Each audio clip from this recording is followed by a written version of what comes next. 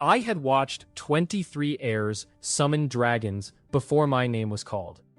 Some received red-scaled hatchlings that sneezed sparks over the marble floor. Others received lean windrakes, horned river serpents, or broad-winged wyverns already large enough to carry a rider. Prince Adrian summoned a storm dragon with silver horns, and the ceiling lamps flickered when it opened its eyes. Then, I placed my hand on the final contract crystal. The light went blue. Something wet dropped onto the altar with a soft plop. It was a slime the size of my fist. The creature looked at me through a transparent body wrapped around a tiny golden core. Then, it turned, noticed the ceremonial ribbon hanging from the altar, and swallowed half of it before the officiant could move. The hall laughed. I almost joined them. Then the private contract window opened in front of my eyes. Species: common slime. Estimated rank: F. Combat value: minimal. Unique trait: complete devour. A defeated monster could be consumed. Every natural, physical, and magical ability belonging to that monster would be copied permanently. The laughter kept rolling through the hall. I looked at the slime chewing a royal ribbon, worth more than everything I owned. For the first time that morning, I thought I might have received the best beast in the room. Dmitry lowered his hand from the crystal. The private window vanished, leaving only the public appraisal floating above the altar. That one showed none of the hidden details. It displayed the words, common slime, rank F, and minimal combat value in letters large enough for every noble family in the ceremonial gallery to read. The laughter sharpened. Dmitry stood alone on the white stone platform, in a black academy uniform that had been repaired at both elbows. A pale silver lock fell across his otherwise dark hair. He pushed it back with fingers roughened by feed sacks, cages, and winter work in the academy beast pens. Around him, silk sleeves moved as students covered smiles they had no intention of hiding. The slime finished the ribbon and leaned toward the gold tassel. Dmitry caught it with both hands. It stretched like warm dough, then settled against his palms. The golden core inside it pulsed once. Through the new contract, Dmitry felt simple impressions rather than words. Hunger, curiosity, a large and entirely unreasonable amount of confidence. "Leave the tassel," he murmured. The slime tilted its whole body toward the tassel. "It is not food." The confidence did not change. At the foot of the platform, High Examiner Helvik waited with his hands folded behind a gray robe. He was a narrow man with a long nose and a habit of looking at students as if they were lines in an account book. He did not laugh. His expression was worse. It held the dry concern of someone who had discovered a costly error. The crystal was tested twice. The officiants examined the altar for cracks. A second appraisal rod touched the slime and confirmed the same result. Ordinary slime. No known bloodline. No elemental affinity. Low mana density. The nobles began whispering about a failed scholarship selection. Dmitry had entered the Imperial Academy of Contract Beasts through an open examination, the only student in the current class without a family crest. The compatibility crystal had measured an unusually deep contract capacity in him, enough to suggest a high dragon bond. No one had been able to identify the species meant to answer that capacity. Now the answer sat in his hands and tried to flow between his fingers toward the tassel. Helvik ordered the ceremony to continue.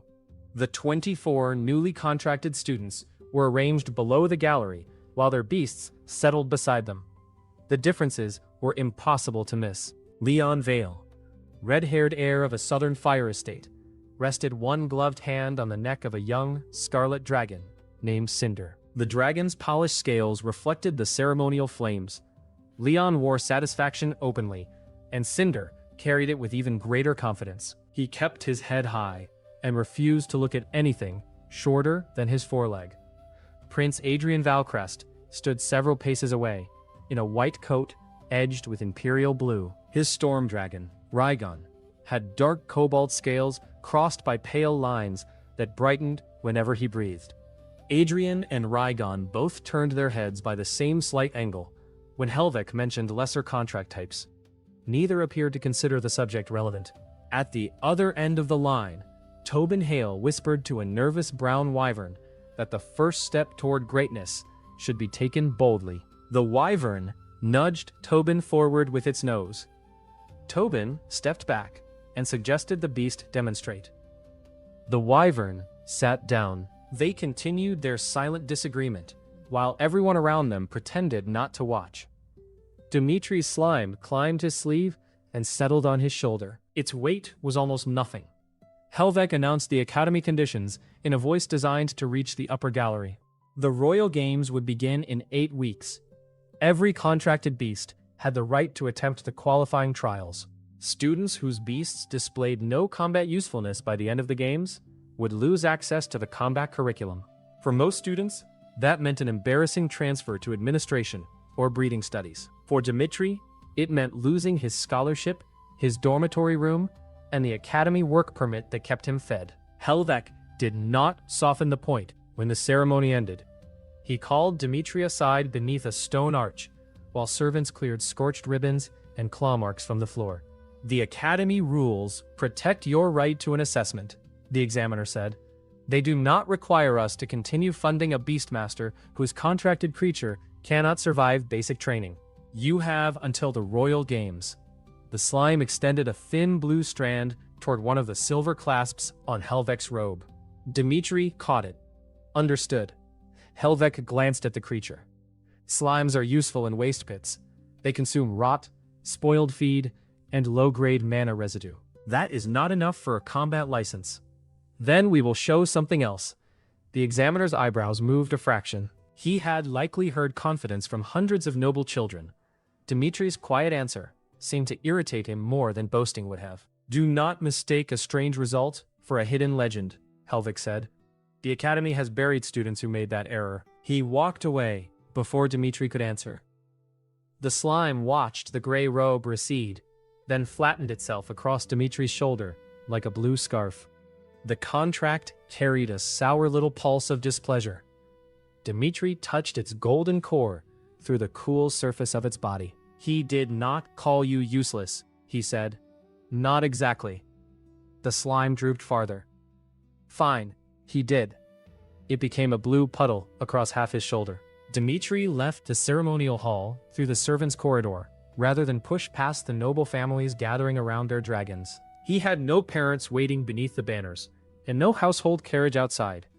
His possessions fit in a narrow room above the old beast pens. The Academy had given him the space because the smell bothered everyone else.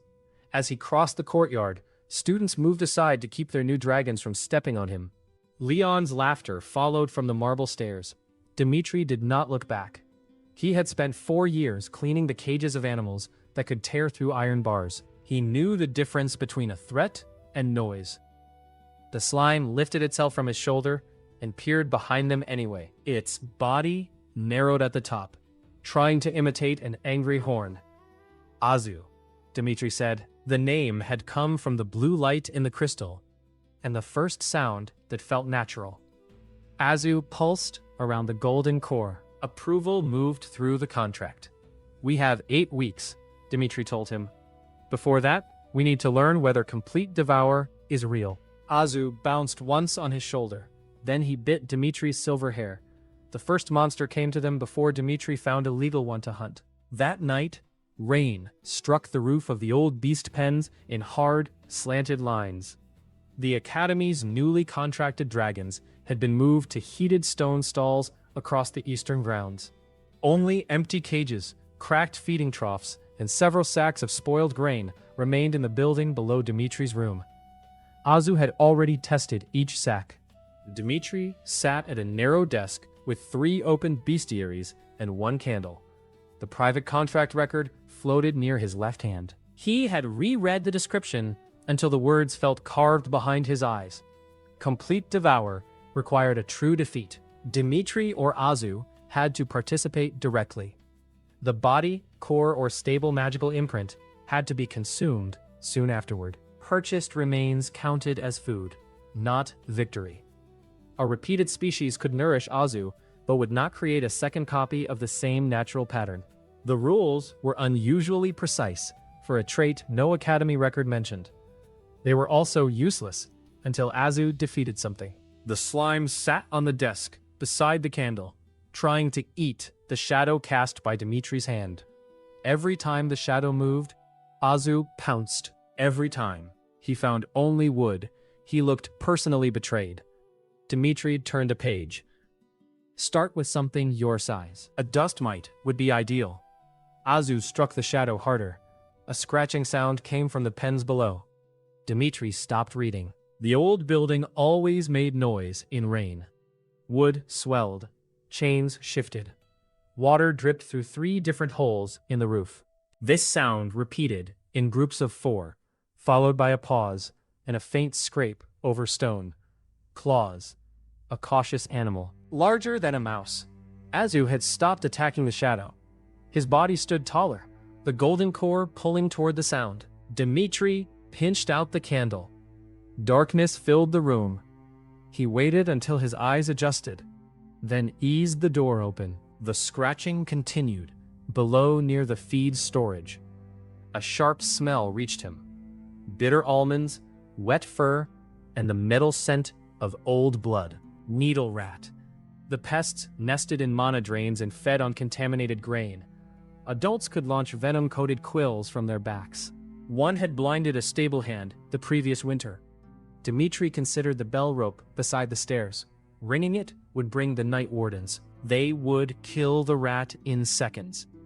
They would also find a newly contracted F-rank absorber outside its assigned containment bowl before the mandatory health inspection. Academy quarantine rules were written for slimes that consumed contaminated waste. Any such beast found in unsupervised contact with a monopest was isolated for 21 days, whether it showed symptoms or not. The contract would remain intact, but 3 weeks in a sealed observation cell would consume almost half of the time Azu had before the Royal Games. Helvek would then have every legal reason to declare him unprepared. 8 weeks would become 5 before they had even started. Dmitry took a wooden handling pole from the wall and moved down the steps. Azu flowed after him along the rail. He made no sound.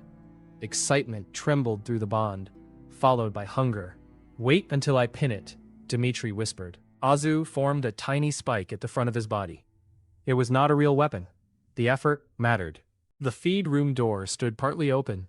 Inside, moonlight leaked through a broken roof tile and cut a pale rectangle over the floor. A dark shape crouched beside a torn sack. It was twice the size of Azu, long-bodied and low, with black quills rising along its spine. The rat's nose worked rapidly. Its red eyes tracked every shift of shadow. Needle rats did not see well in full darkness. They watched contrast and movement. Dmitry reached around the door and pulled the shutter cord.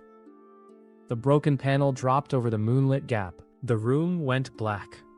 The rat hissed. Its claws scraped as it turned toward the sound. Dmitry had already moved to the opposite wall. He opened a tin of sweet mash used for sick cubs and rolled it beneath the narrow space between 2 empty cages. The scent spread quickly. The rat approached in short bursts. Its quills clicked against the cage bars. Dmitry could not see it, but he knew the layout. 2 steps from the wall, 1 gap, a beam overhead, a broken drain near his right heel. Azu waited beside his boot. The rat entered the gap. Dmitry heard the wet pull of its jaws in the mash. He drove the handling pole downward. Wood struck the rat behind the shoulders. The animal screamed and twisted, with far more strength than its size suggested. Quills fired across the room. Several hit the door. One tore Dmitry's sleeve and grazed his upper arm with a hot line of pain. The pole jumped in his hands. The rat began forcing itself backward. Its body compressed under the wood, ribs bending rather than breaking. Dmitry shifted his weight and nearly lost balance when his boot slid and spilled grain. Azu moved. The slime shot through the cage gap and spread over the rat's head. The animal thrashed. Azu's body stretched thin around snapping teeth. The rat drove both rear claws into him and ripped blue strands loose. The contract flashed with raw pain. Dmitry lowered the pole closer to the neck. Cover the nose. Stay away from the spine. Azu thickened over the rat's muzzle. The golden core stayed high, moving away from the claws each time the animal twisted. The rat tried to fire another burst of quills, but the pole held its shoulders flat. Its movements became shorter. The claws scraped twice, then stopped. Dmitry remained still for several breaths. Azu did not release the body. The slime expanded instead. Blue gel flowed over the black fur, under the quills, and around the legs.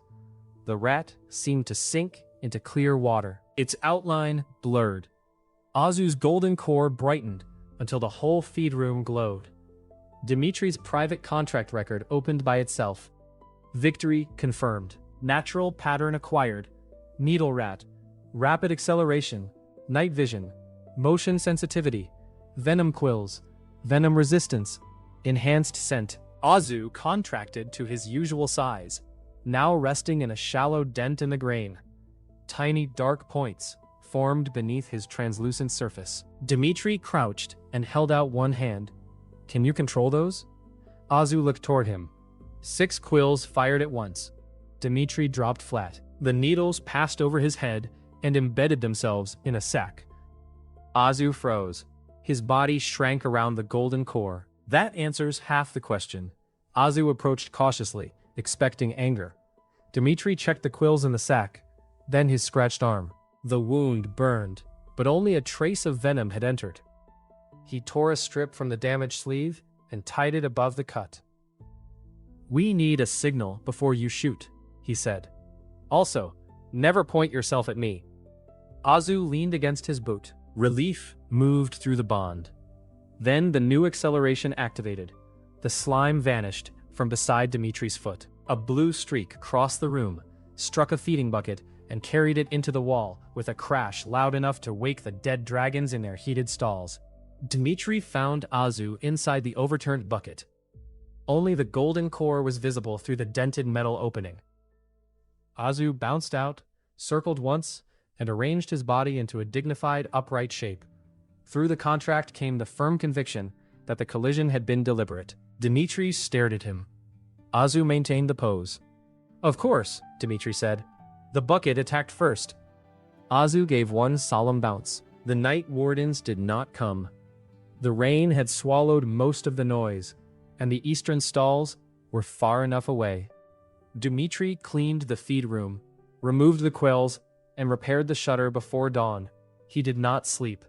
By morning, Azu could cross the room without hitting anything 3 times out of 5.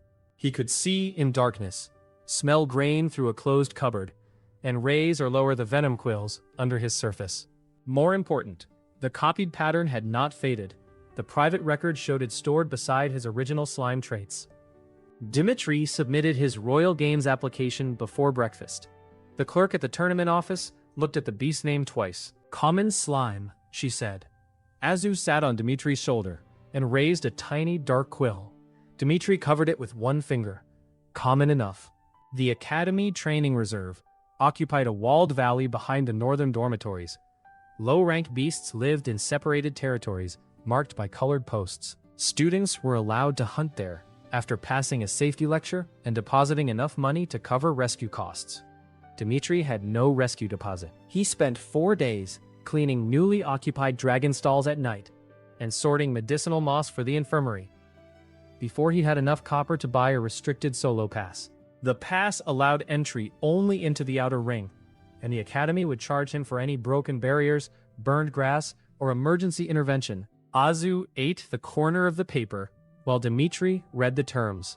"This is why we cannot afford emergencies," Dmitry told him. The slime released the paper with visible reluctance. Their first target was a stone beetle living among gray boulders on the western slope. It was the size of a shield and covered by overlapping plates, hard enough to turn aside iron blades. Its legs were short. Its temper was not. Dmitry chose it because the beetle's weaknesses were simple and the reward was useful. Azu needed protection before they attempted anything with fire or claws. The beetle attacked when Azu crossed the scent line around its nest. It tucked its legs under its body and rolled downhill, gathering speed. Azu darted aside with the needle rat's acceleration. The beetle struck a rock and cracked the surface without slowing. On the second pass, Azu moved too early. The beetle corrected its path with a sudden twist of its rear plates and clipped him. Blue gel splashed across the grass. The golden core spun inside the remaining mass. Dmitry's fingers closed around the short whistle hanging at his neck. A blast would call reserve wardens. It would also end the hunt and take the rest of his money. Azu pulled his scattered body together. Anger replaced pain in the bond. "Do not race it," Dmitry said. "Make it turn."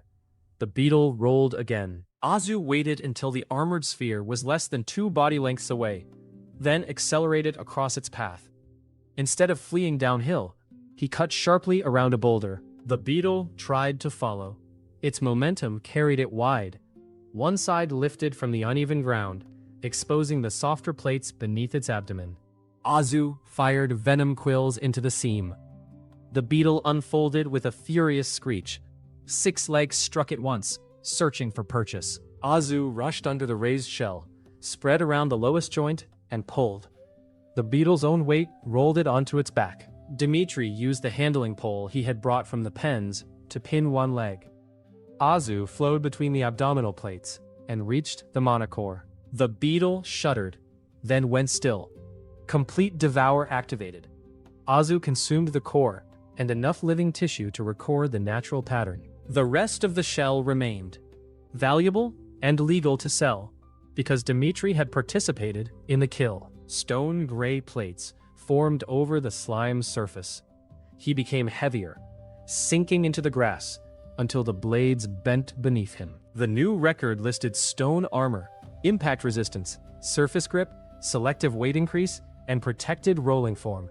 Azu tried the last one immediately. He became a small, armored ball and rolled down the slope. Dmitry ran after him. "Release the armor before the fence." Azu did not release the armor before the fence. The outer barrier stopped him with a dull clang. He rolled backward, unfolded, and looked at the wooden post as if considering a second attempt. Dmitry picked him up. "We are still paying for the bucket." The next target required the armor. An ember lizard nested near a field of black volcanic stones, warmed by underground vents. The creature was longer than Dmitry's arm, with orange cracks glowing between dark scales. It could spit a short cone of flame and raise its body temperature high enough to scorch ordinary flesh. Azu's first approach ended when heat softened his outer layer. He withdrew behind a stone while the lizard hissed and pumped its throat. Dmitry watched the rhythm. The glow along the lizard's sides brightened before every flame burst, then faded for several seconds. It stored heat in a chamber beneath the lungs and needed time to draw more from the vents. "Armor before the glow," he said. "Move when it fades." Azu formed stone plates over the front half of his body. The next flame washed around him. The plates turned red at the edges, but the gel beneath remained intact. Azu released the heavy armor as soon as the glow faded and accelerated over the black rocks. The lizard twisted faster than expected. Its tail struck Azu out of the air and flung him into a vent. Steam burst around the slime. Dmitry moved along the edge, drawing the creature's attention by striking one rock against another.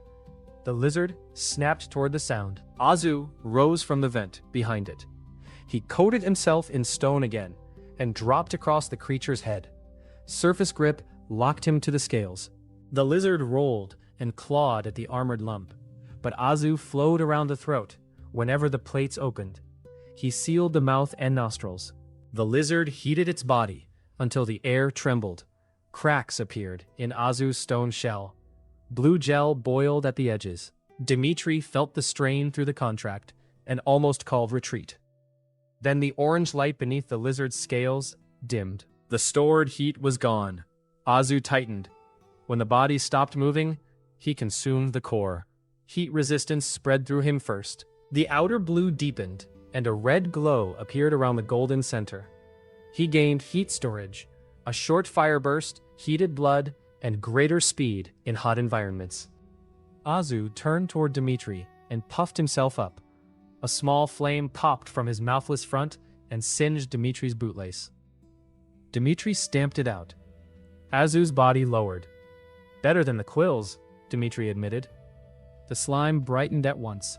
They carried the ember lizard hide, the beetle's broken outer plates, and the intact central section of its shell back to the reserve office. The clerk bought the hide and damaged plates, registered the central carapace as Dmitry's retained trophy, then returned it to him with an ownership seal.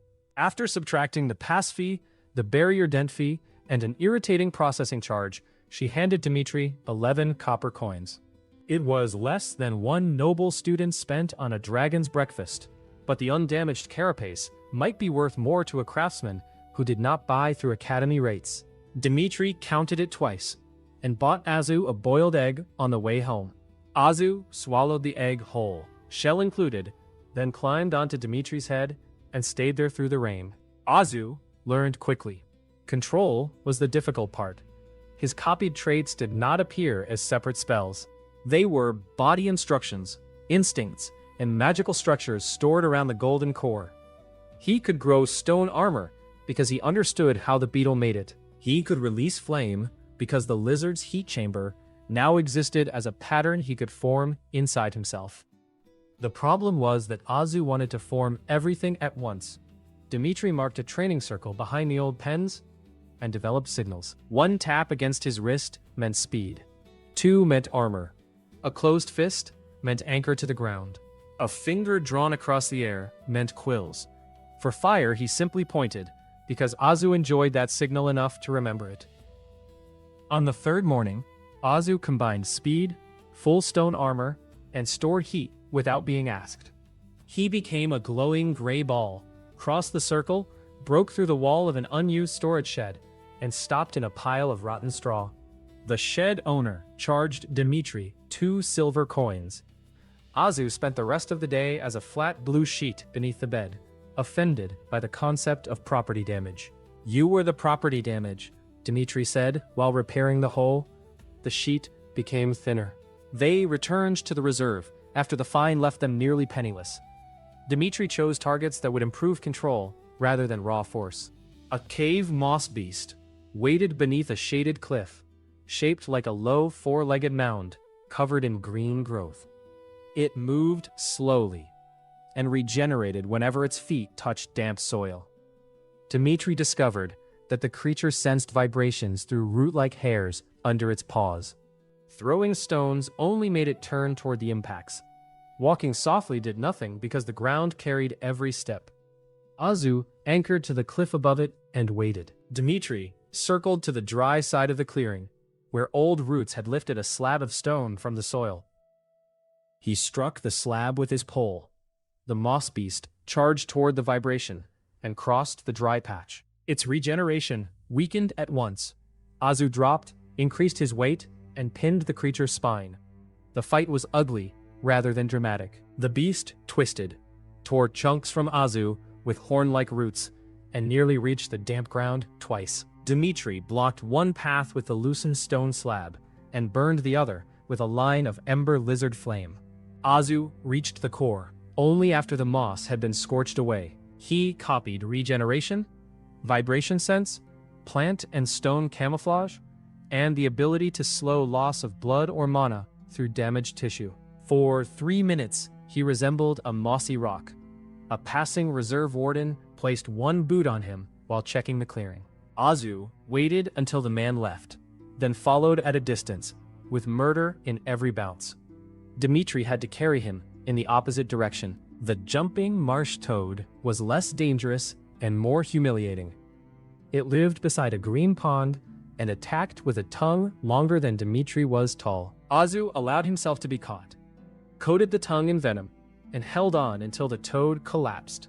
After consuming the core, he gained powerful jumping legs, a sticky tongue, body inflation, and resistance to weak acids. He tested the tongue on Dmitry's boot. The boot flew off Dmitry's foot and disappeared halfway into Azu's body. The slime tried to spit it out. The sticky tongue had wrapped around the laces from inside. He rolled across the mud, boot protruding from one side, while Dmitry sat on a stone and waited. It took 10 minutes. Azu finally returned the boot with the solemn air of someone presenting a recovered treasure. It was full of slime, The armored centipede taught him flexibility. The creature lived beneath fallen logs and could compress its long-plated body through gaps smaller than Dmitry's wrist. Azu's stone armor had always made him rigid. After a short hunt, using fire to drive the centipede from cover, he acquired segmented protection and multiple temporary support limbs. He gained resistance to crushing and the ability to keep moving after heavy falls. The razorbat required more planning. It nested in a shallow cave and hunted through sound. Its wing edges produced sharp pressure waves, capable of cutting cloth and skin. Dmitry entered with wax in his ears and a line tied around his waist. Azu used night vision to guide him through the contract, sending direction as pressure against Dmitry's shoulder. The bat attacked from the ceiling. Azu raised stone armor over Dmitry's forearm like a round shield. The pressure wave chipped the plates. Dmitry swung the line overhead. A small metal weight on the end struck the cave wall and created an echo. The bat turned toward the false target. Azu leaped with the toad's legs, unfolded short centipede-supported fins, and caught the bat in midair. The creature sliced through part of his body before the stone armor closed around its wings. Azu consumed the core on the cave floor. Echolocation opened a new world through the contract. Dmitry felt the chamber as layers of distance and hard edges. Azu also gained air vibration control, short gliding membranes, and a focused cutting pulse. Outside the cave, he combined the cutting pulse with an ember flame. The pressure wave stretched the fire into a narrow blade that sliced through a hanging vine. Dmitry looked at the clean cut. Azu looked at him. They tried it again on a thicker branch. The flame scattered. The pressure rebounded from the trunk, and both of them fell backward into a bush. The experiments continued every day. Azu learned to switch from acceleration to surface grip without tearing himself apart. He used jumping force, then increased his weight only at the moment of impact. He formed stone armor over selected areas instead of encasing his entire body. Regeneration reduced the damage caused by rapid changes, but every copied structure consumed mana. When he maintained 3 complicated traits together, the glow of his golden core dimmed within seconds. Dmitry kept records in a cheap notebook. Each page listed a combination: the cost, the failure, and the correction. The notebook had bite marks on all 4 corners. No instructor taught them. The Academy combat masters spent their time guiding dragon riders through flight formations and elemental control. Dmitry watched public practices from the stable roof, studied beast manuals in the library, and adapted what he could. His own body remained lean and ordinary. He trained footwork because Azu sometimes needed him close. He practiced falling because the contract could pull them both off balance. He carried poles, ropes, chalk, wax, and cheap salves because cleverness worked better when prepared. At meals, he sat outside the kitchens with Azu beside his bowl. Students passed in groups, comparing dragon bloodlines and private instructors. Dmitry listened when the information was useful and ignored the rest. Azu stole a dumpling from his bowl. Dmitry took it back. Azu raised one dark quill. Dmitry broke the dumpling in half. A little more than 6 weeks remained before the Royal Games when Dmitry discovered a problem larger than training fees. Azu's golden core had grown, but slowly. Copied abilities gave him options, not the mana to use all of them. In the reserve, each hunt ended before exhaustion became fatal. A tournament opponent would not allow that rhythm. The Academy Library described natural core growth as a result of sustained combat, dense environments, and repeated recovery. Noble families accelerated the process with dragon blood tonics, priced in gold. Dmitry could not afford the bottle deposit. A low-rank dungeon offered the next best option. The Hollow Root Dungeon lay beneath an abandoned orchard 2 miles from the Academy. It was licensed, mapped, and considered safe for beginner teams. Safe meant rescue wards covered the main passages. It did not mean the monsters were harmless. A temporary solo permit cost 4 silver coins. Dmitry had one. He took every night shift available in the beast pens. He cleaned storm residue from Rhaegon's stall after the dragon sneezed lightning into a water trough. He sorted venom glands behind thick glass. He repaired feeding chains and carried meat to creatures that had richer diets than he did. Azu followed him, occasionally consuming spills before the workers could complain. After 9 days, Dmitry had 3 silver and 40 copper. The remaining money came from the intact stone beetle carapace the reserve office had registered and returned to him. He had kept it beneath his bed until he found a shield maker willing to buy it. The man offered less than half its listed value because he knew Dmitry needed cash. Dmitry accepted the coins without bargaining past the point of usefulness.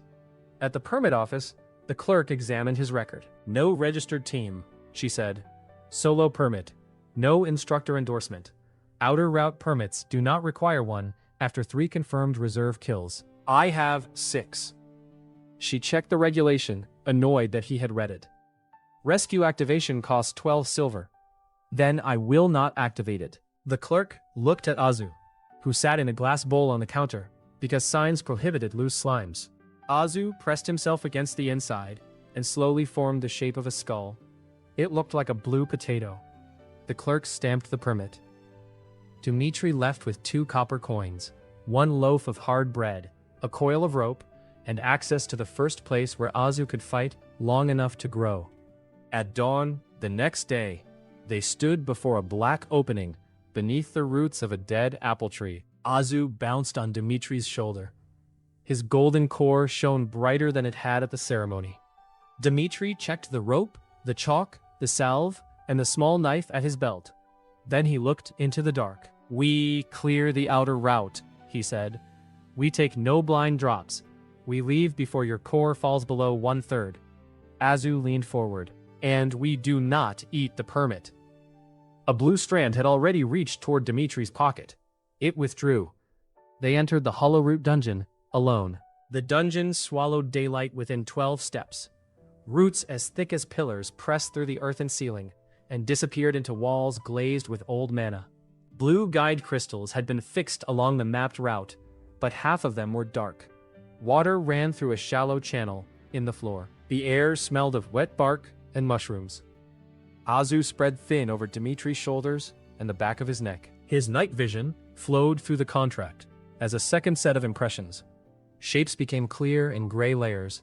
Echolocation filled the spaces beyond them. The combination was better than a lantern because it revealed movement behind ruins and around corners. Dmitry marked the entrance with chalk anyway. The first attack came from above. A thread brushed his silver lock. He dropped before he consciously understood the warning. A black shape fell through the space where his head had been. 8 legs struck the ground, and pale fangs snapped beside his ear. A shadow spider was larger than a dinner table, but its body could darken until it blended with mana-stained stone. It retreated up the wall before Dmitry could swing the handling pole. Azu fired quills. The spider shifted sideways.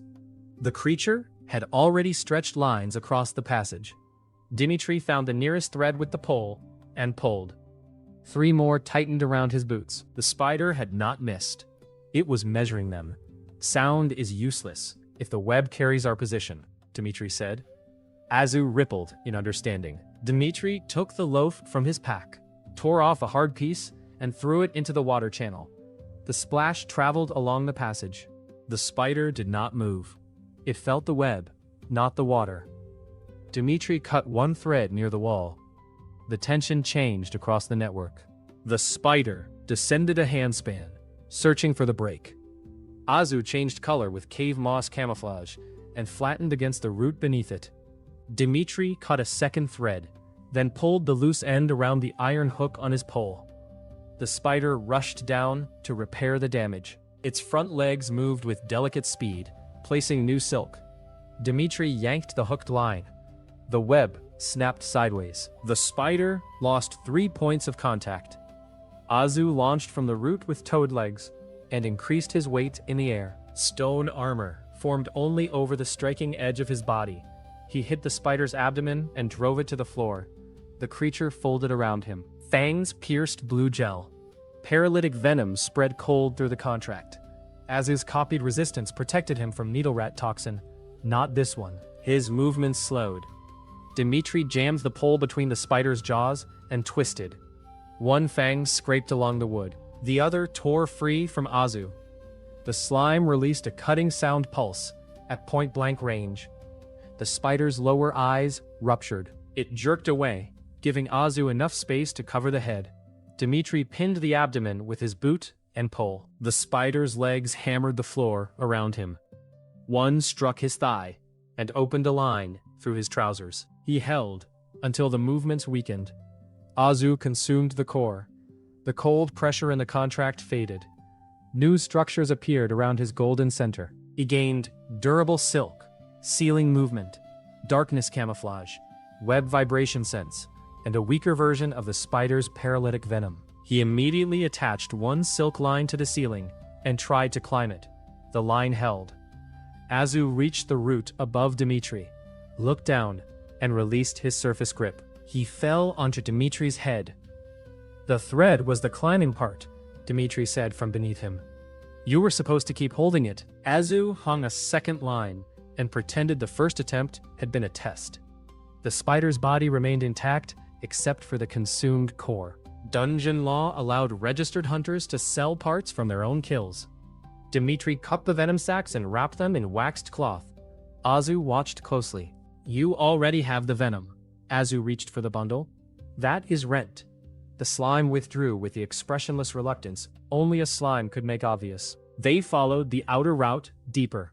Azu used silk to mark branches in the passage and web sense to detect movement. Dmitry stopped at every dark guide crystal, checked the map, and compared the angle of the routes. The dungeon shifted slowly over time.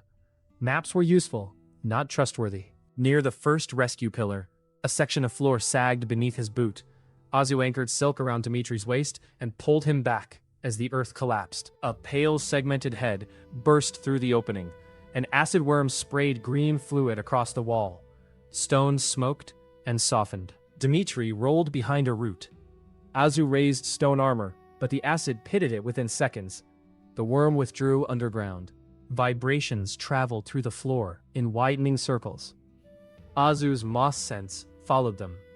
Dmitry felt the creature turning beneath his left side. Do not block it, he said. Given a tunnel. He moved toward the water channel and struck the ground twice with his pole. Azu stretched a silk line across the passage at ankle height, then flattened into the channel. The worm erupted beneath the sound. Its body crossed the silk and lifted it. Azu pulled from the water, tightening the thread behind the creature's head. The worm thrashed. Acid sprayed in an uncontrolled arc. Azu's towed resistance reduced the first splash. The second burned through his outer layer. Dmitry used the pole to lever the silk deeper between two segments. Azu increased the strength of the line with fresh webbing, then sent ember heat through it. The silk did not burn. It contracted. The line cut into the worm's softer neck. Azu flowed over the wound, protected his core with centipede plates, and reached the creature's mana organ. After the victory, he copied acid slime, strong acid resistance, stone softening, and the ability to compress through narrow cracks. His body became so thin that he poured through Dmitry's closed fingers when picked up. That discovery delighted him far too much. For the next 100 paces, Azu disappeared into every gap in the wall and returned with objects he considered valuable. These included a bent spoon, 3 white pebbles, a dead beetle, and someone else's boot buckle. Dmitry kept the buckle. Their 2 remaining copper coins needed company. The map showed a circular chamber ahead. Echolocation found no movement inside, but Azu's vibration sense detected a deep rhythm beneath the floor. They entered carefully. An armored mole exploded from the wall behind them. The beast was waist-high at the shoulder, covered in overlapping iron-brown plates. Its front claws could split roots and packed stone. It struck Dmitry's pole and snapped the lower half cleanly away. Azu hit it with a fire blade. The pressure wave left a red line across the plates, but failed to cut through. Quills bounced. Acid began to etch the armor, yet the mole burrowed before enough damage accumulated. The chamber shook. Dmitry moved to the center, rather than the wall. He watched dust slide from the roots. The mole did not choose its attacks by sight. It sensed weight and empty space, then emerged where the target had the least room to evade. Azu spread silk in a wide circle across the floor. Each line connected to his body. The next vibration touched 3 threads at once. Dmitry jumped back. The mole surfaced where he had stood. Azu inflated like the marsh toad and let the beast strike him. The heavy claws compressed his body almost flat, but centipede flexibility prevented the golden core from breaking. Azu released the stored air and wrapped around both front legs. The mole tried to retreat underground, as he anchored to the floor with beetle grip.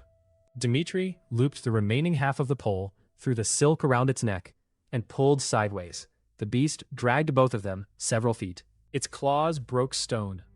Azu softened the earth beneath its rear legs with acid, forcing the body to sink at an angle. Then he increased his own weight across the shoulders. The mole could not dig while twisted.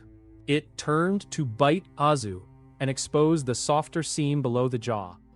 A focused sound blade entered the gap. The fight ended quickly after that. Azu acquired digging claws, underground orientation, powerful front limbs, and the ability to feel hollow spaces through packed earth. He stood on 4 temporary mole legs and stared at them. Then he tried to walk. All 4 legs moved at once. He tipped forward and buried his face in the soil. Dmitry sat against the wall and bound the cut on his thigh. You have about 5 weeks before the games to discover left and right. Azu pulled his head free and produced 8 centipede legs instead. They all moved in different directions. The slime traveled sideways into a root. The armored mole's hollow sense revealed a passage that did not exist on the official map. Dmitry pressed one palm against the curved wall, while Azu spread through the cracks. Beyond the packed earth lay a cavity larger than the circular chamber. Air moved inside. So did several living bodies. The safe choice was to mark the location and return to the permit office. Dungeon authorities paid small discovery fees for unmapped growths. They also closed them until a licensed team inspected the danger, which meant Dmitry would leave with 3 new patterns and no chance to test Azu under sustained pressure. He checked the contract. Azu's core remained above half strength.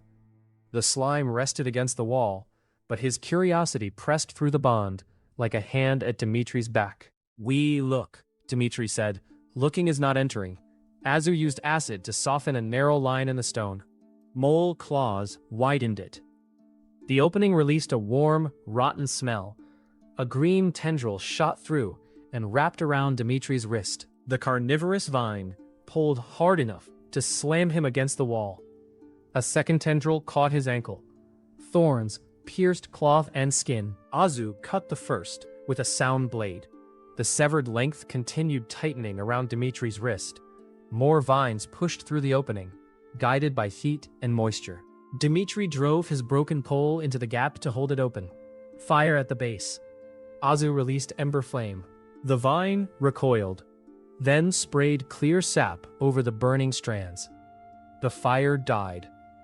The plant had stored water throughout its body. Dmitry twisted his trapped wrist until the thorns tore a wider line, then caught the vine with his free hand.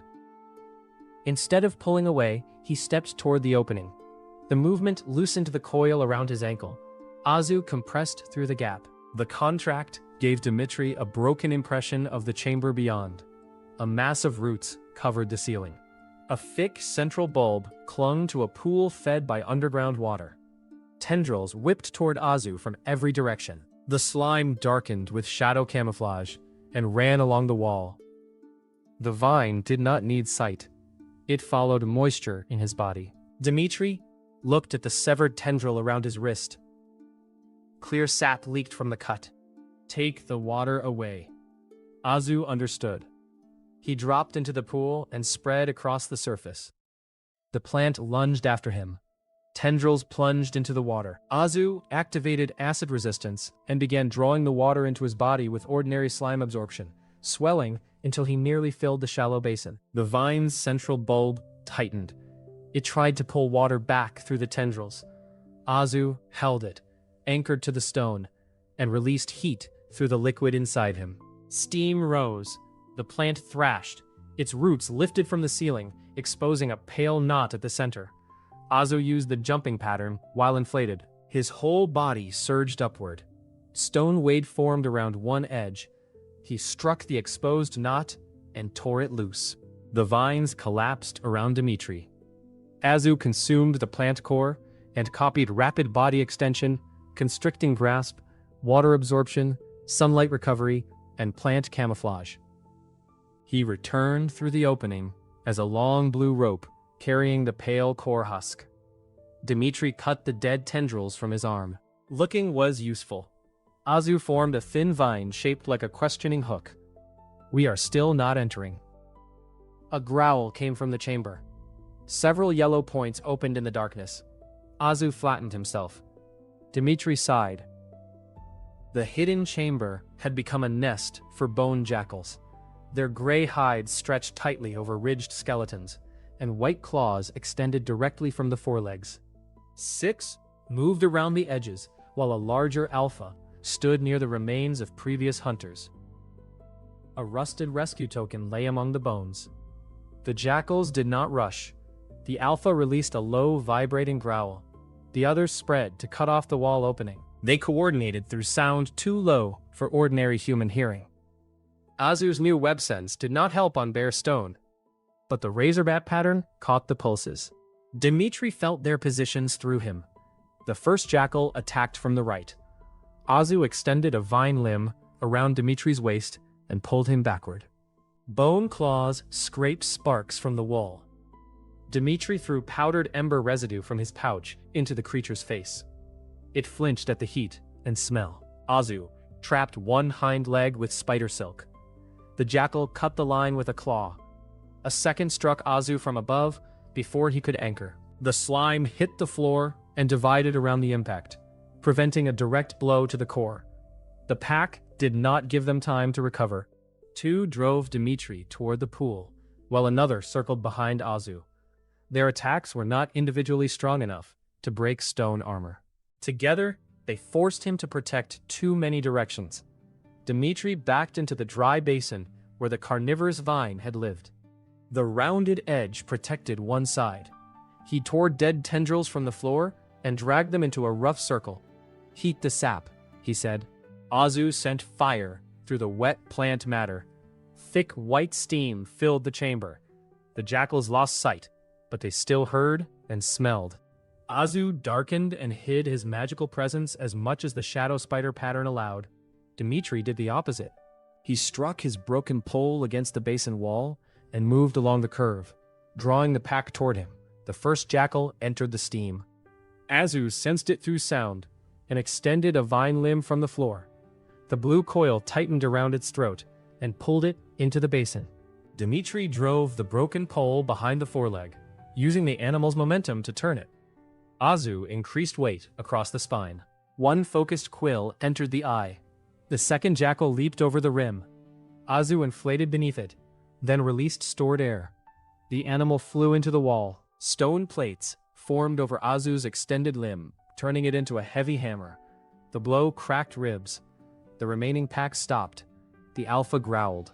Fear rolled through the sound, not as an emotion, but as pressure meant to freeze prey.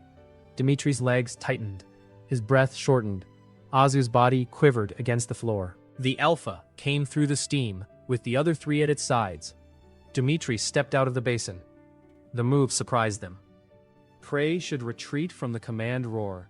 He ran directly toward the alpha and threw the last of his ember powder high. Azu ignited it. A sheet of orange light flashed through the steam. The side jackals turned their heads. The alpha did not. It tracked Dmitry by hearing and sprang. Azu used the spider's paralytic venom on a long needle rat quill.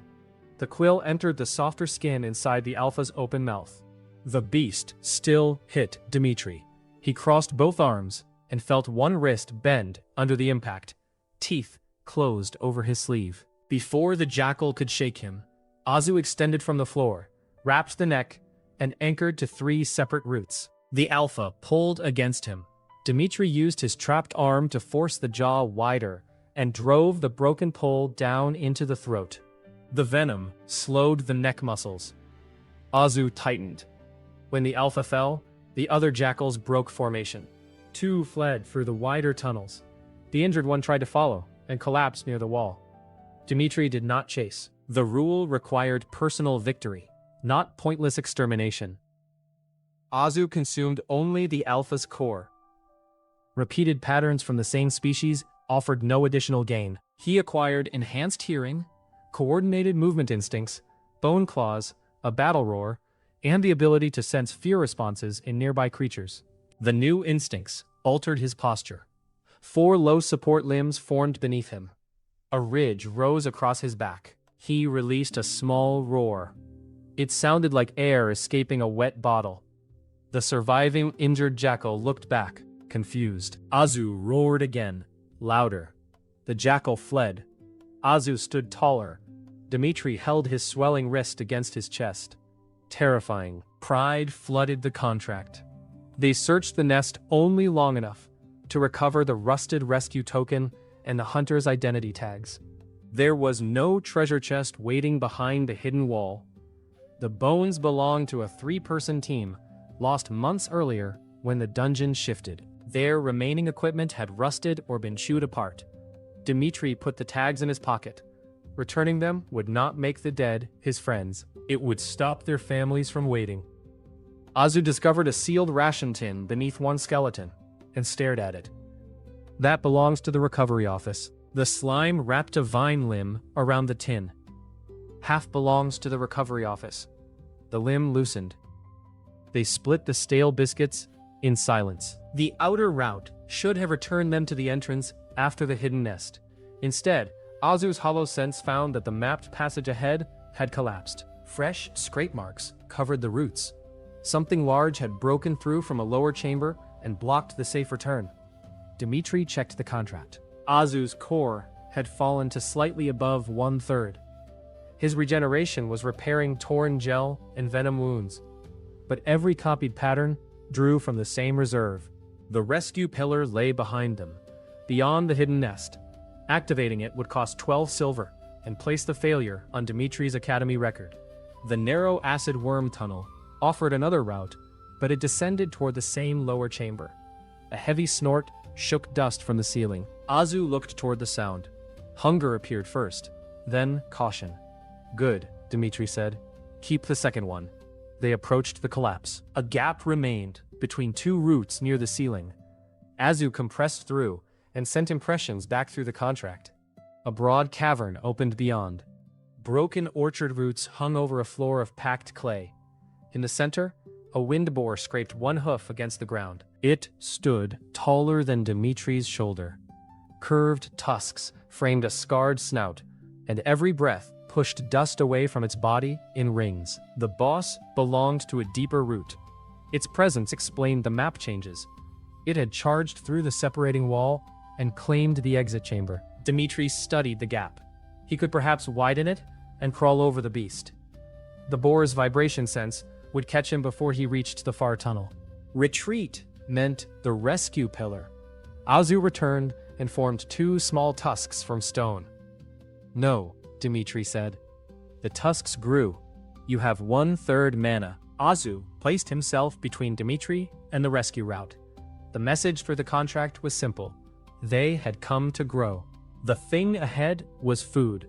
Dmitry looked at the slime, who had been an F-rank puddle less than a month earlier. Azu's body bore cloudy patches from acid burns. One side still regenerated after the jackal claws. He was eager, unreasonable, and waiting for Dmitry's decision. Dmitry took the coil of rope from his pack. Then we do it without wasting movement. He widened the gap, using Azu's mole claws and acid. They entered along the upper roots, keeping their weight off the clay. Dmitry tied the rope around a thick hanging root and tested it twice. Azu spread spider silk between 3 others. The boar smelled them before the trap was complete. Air hardened around the body in a transparent shell. Then it charged. The distance vanished. Dmitry swung from the rope. The boar passed beneath and struck the wall. Clay exploded. The impact sent a pressure wave upward and tore Dmitry's hands from the rope. He fell 6 feet. Azu extended a vine limb and caught his coat. The fabric ripped. Dmitry hit the ground on one shoulder and rolled behind a root. The boar turned with frightening control. Wind compressed around its forequarters, resisting the momentum that should have carried it into a wider circle. Azu fired a sound blade. The boar's air shield bent it aside. Venom quills followed and spun away before reaching the hide. The shield turns with its breath, Dmitry said. He could see the dust pulses. Each exhale strengthened the shell. Each inhale thinned it near the rear legs. Azu accelerated along the wall. The boar tracked him and charged. Azu anchored at the final moment. Instead of fleeing, he became a stone-plated lump attached to the clay. The boar hit him. The air shield struck first. Stone armor cracked. Azu's body compressed under the tusks, held by centipede flexibility and surface grip. The boar expected him to fly away. Its head dropped when the resistance stayed fixed. Azu released every stored strand of spider silk around the front legs. The boar tore through 2 lines. The third caught behind a knee. Dmitry pulled the rope from the side, not trying to overpower the beast, only changing the angle of the trapped leg. The boar stumbled. Its air shield broke for a breath. Azu released acid over the nearest hoof. The hide smoked. The beast screamed and threw him aside with its tusk. Azu struck the wall, lost half his stone plates, and slid to the floor. The golden core dimmed near the 1/4 mark. The boar charged Dmitry. There was no room to swing away this time. The broken wall stood behind him. He waded through the first thunder of hooves, watching the dust around the beast's shoulders. Exhale. Shield strong. Inhale. Rear weak. Dmitry ran toward it. The wind shell struck his chest and threw him sideways. He had aimed for that. The force carried him past the tusks instead of beneath them. He caught one end of the prepared rope as he fell and pulled it across the boar's face. The rope was ordinary hemp. It would not hold. Azu sent spider silk along it. The strengthened line tightened behind both tusks. Dmitry rolled around the hanging root, wrapping the line once. The boar's own charge pulled its head sideways. One foreleg, already burned by acid, buckled. Azu leaped from the wall with toad force. He increased his weight only after reaching the beast's back. Stone and centipede plates locked around the spine. Vine limbs wrapped the throat. The boar raised its air shield in a violent burst. Azu almost came free. Dmitry felt the slime's mana drop. He could not tell him to hold every pattern. The core would empty before the boar stopped.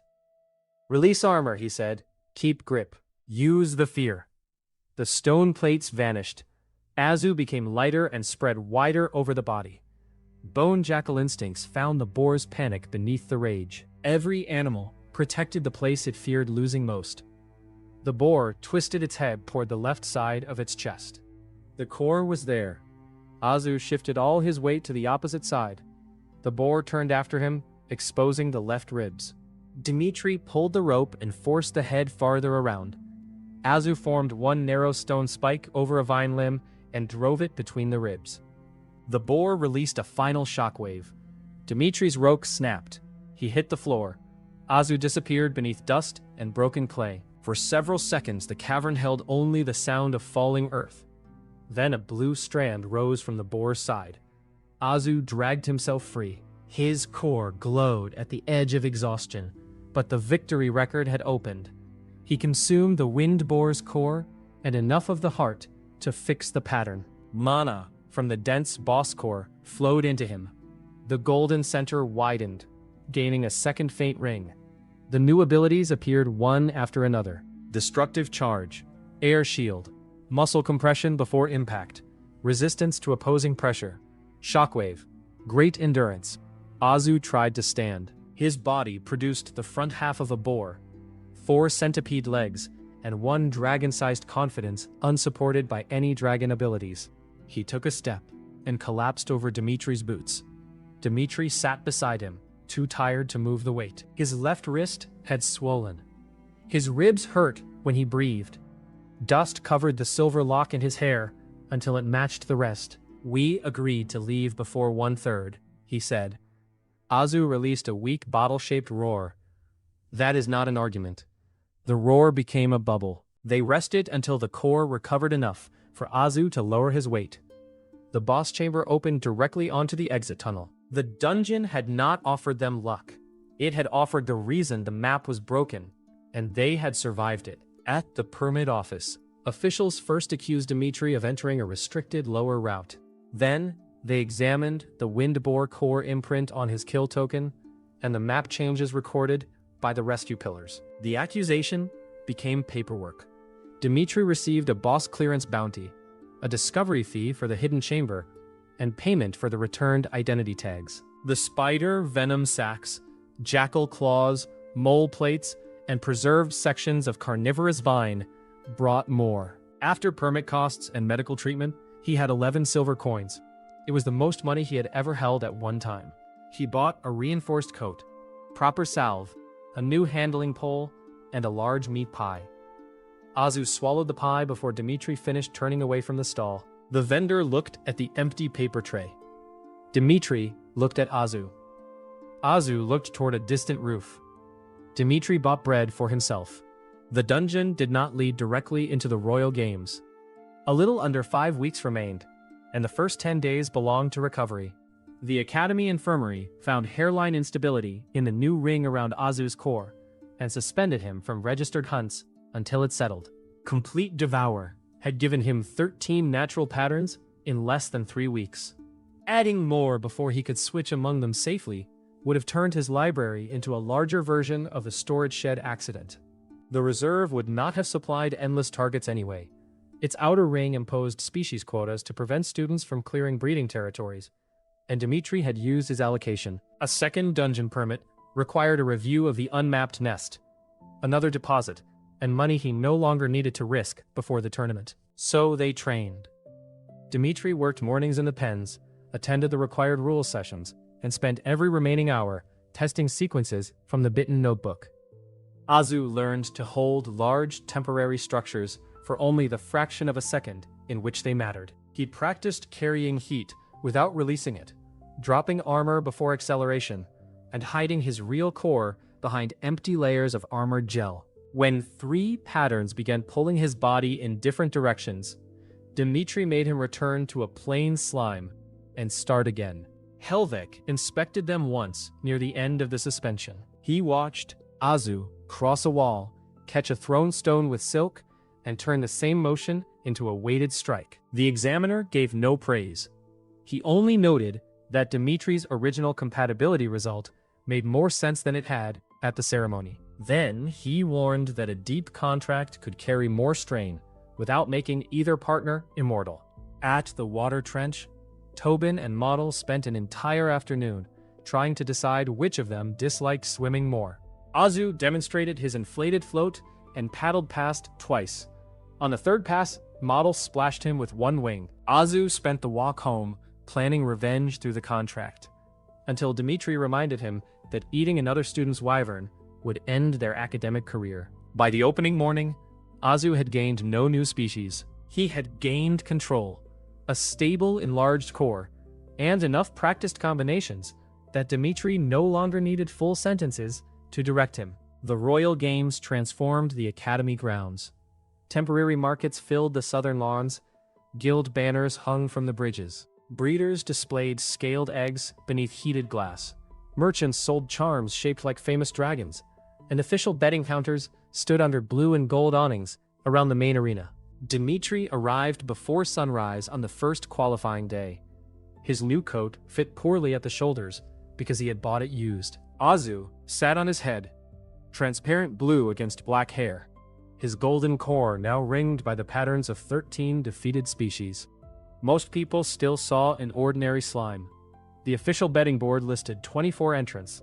Prince Adrian held the shortest odds. Leon followed. Celine Arctis and her ice dragon Vera stood third. Dmitry's name occupied the bottom line, 500 to 1. A bookmaker with a waxed mustache explained that the figure was generous. No common slime had ever passed the opening obstacle course. He expected half the public wagers on Dmitry to come from people who found the idea funny. Dmitry placed 3 silver coins on himself to win the entire games. The bookmaker stopped smiling, long enough to inspect the coins. You know the beast has to survive every stage. I read the rules, and you are the Beastmaster. That was in the application. The man printed a narrow ticket and slid it across the counter. Azu shot a sticky tongue from Dmitry's shoulder and swallowed it. Dmitry closed his eyes. The bookmaker laughed so hard that he had to hold the counter. Azu's body stiffened. The contract delivered confusion. Then the slow realization that paper could have value. Dmitry placed another 3 silver coins on the wood. Print it again. The bookmaker wiped his eyes. You only put down 3. The first 3 are inside my contract, beast. The rules do not cover that.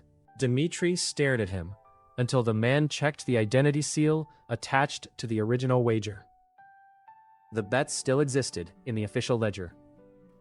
He pushed the second stack of silver back, charged a 2 copper replacement fee, and printed a new ticket marked duplicate. The replacement went into an inner pocket sealed by 3 buttons and a strip of spider silk. Azu remained on Dmitry's head with the posture of a condemned criminal. You are paying me back, Dmitry said. The slime formed a single copper coin shape out of his body. It was not convincing. Trumpets sounded from the arena. The qualifying gates opened, and 24 young beastmasters entered beneath the roar of 50,000 spectators. Dragons filled the air above them. Wings beat against banners. Fire rolled over the upper barriers in controlled displays. Rhaegon glided beside Adrian with pale lightning traveling between his horns. Cinder landed near Leon and spread scarlet wings wide enough to force 2 other students aside. Azu slid from Dmitry's head to his shoulder. The laughter around them was familiar. Dmitry checked the knot on his handling pole, the chalk at his belt, and the position of the sealed betting ticket. Then he touched 2 fingers to Azu's golden core. We only need to do what we practiced. Azu bounced once. The first gate rose. The opening obstacle course had been designed by dragon riders. Its first section crossed a canyon on suspended stone platforms. The second climbed a vertical wall. After that came a corridor of flame, a dark maze beneath the arena, and a field of collapsing pillars. A final wind tunnel followed, strong enough to sweep an armored man from his feet. Most dragons looked at the canyon and took flight. The crowd cheered as wings filled the space above the platforms. Leon mounted Cinder and cleared the entire first section in 3 strokes. Adrian did not mount Rhaegon.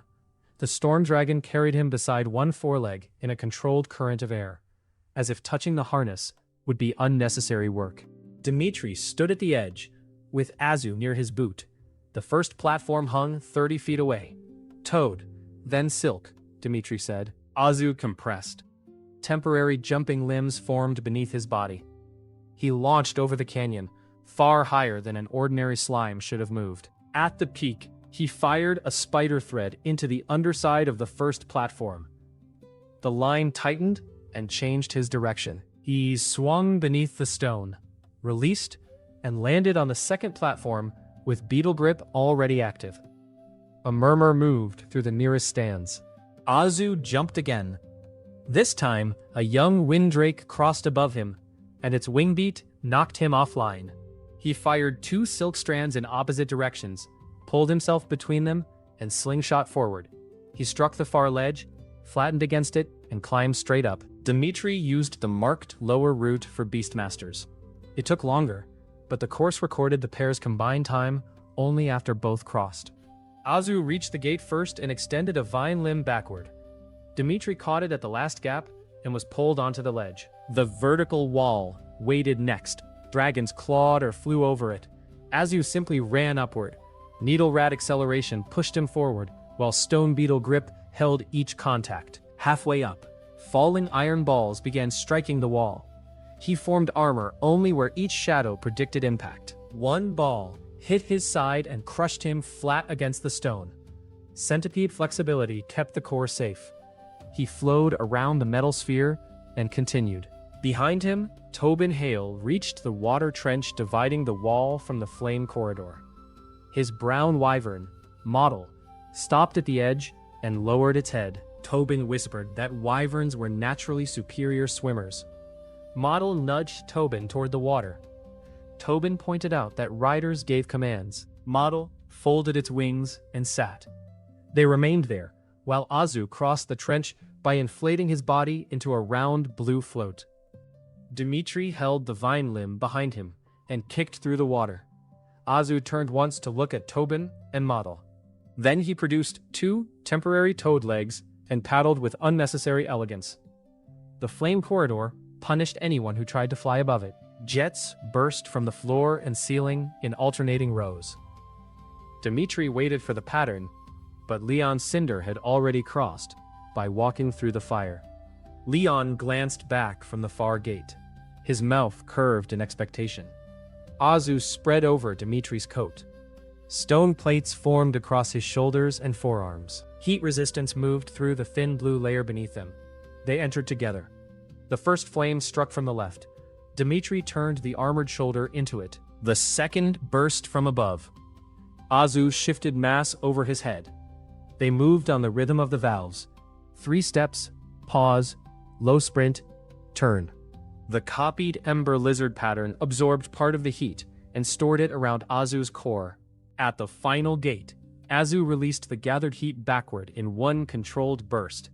The extra force pushed both of them through before the floor jet opened. Dmitry rolled across the sand outside. Azu unfolded from his coat and bounced upright. The commentator's voice changed from amusement to interest. The dark maze removed the advantage of wings. Its tunnels twisted beneath the arena, divided by false walls, pressure plates, and sections of weak floor. Azu's night vision and echolocation revealed the shape. Armored mole sense found hollow traps.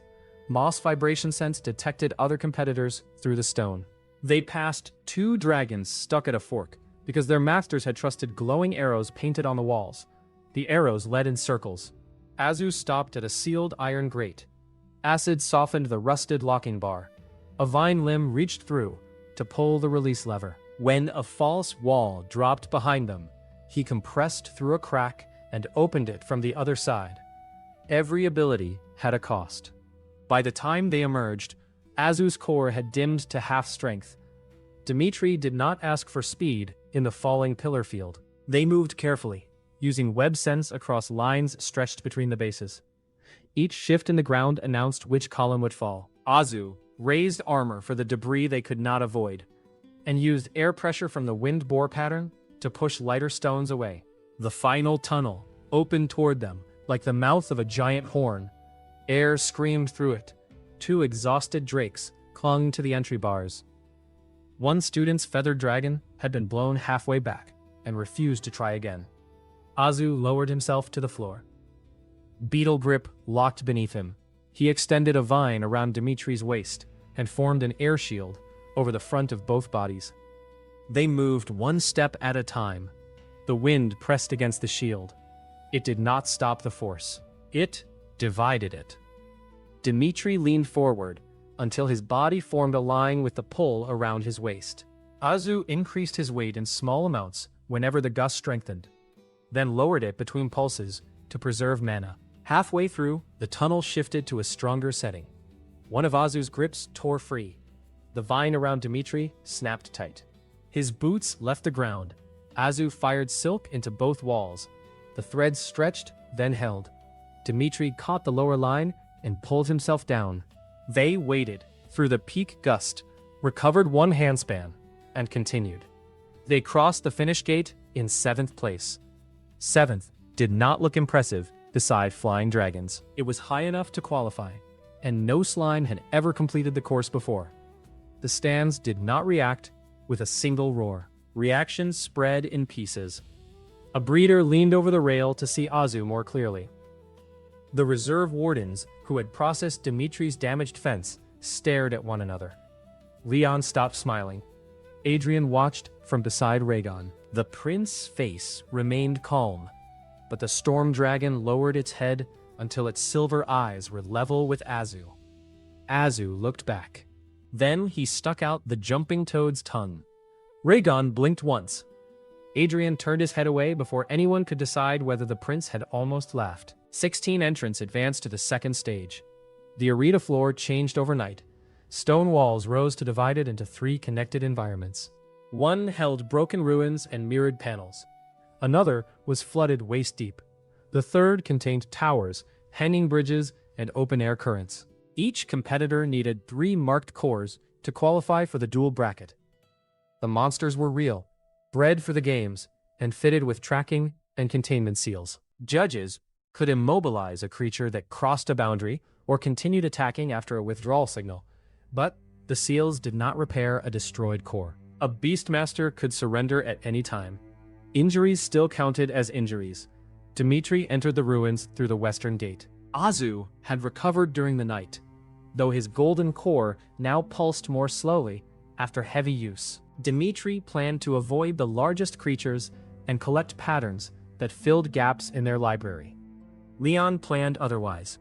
The red-haired heir entered from a raised bridge, with Cinder beside him. He saw Dmitry below and used a legal scent flare to strike the rump of a juvenile wind boar.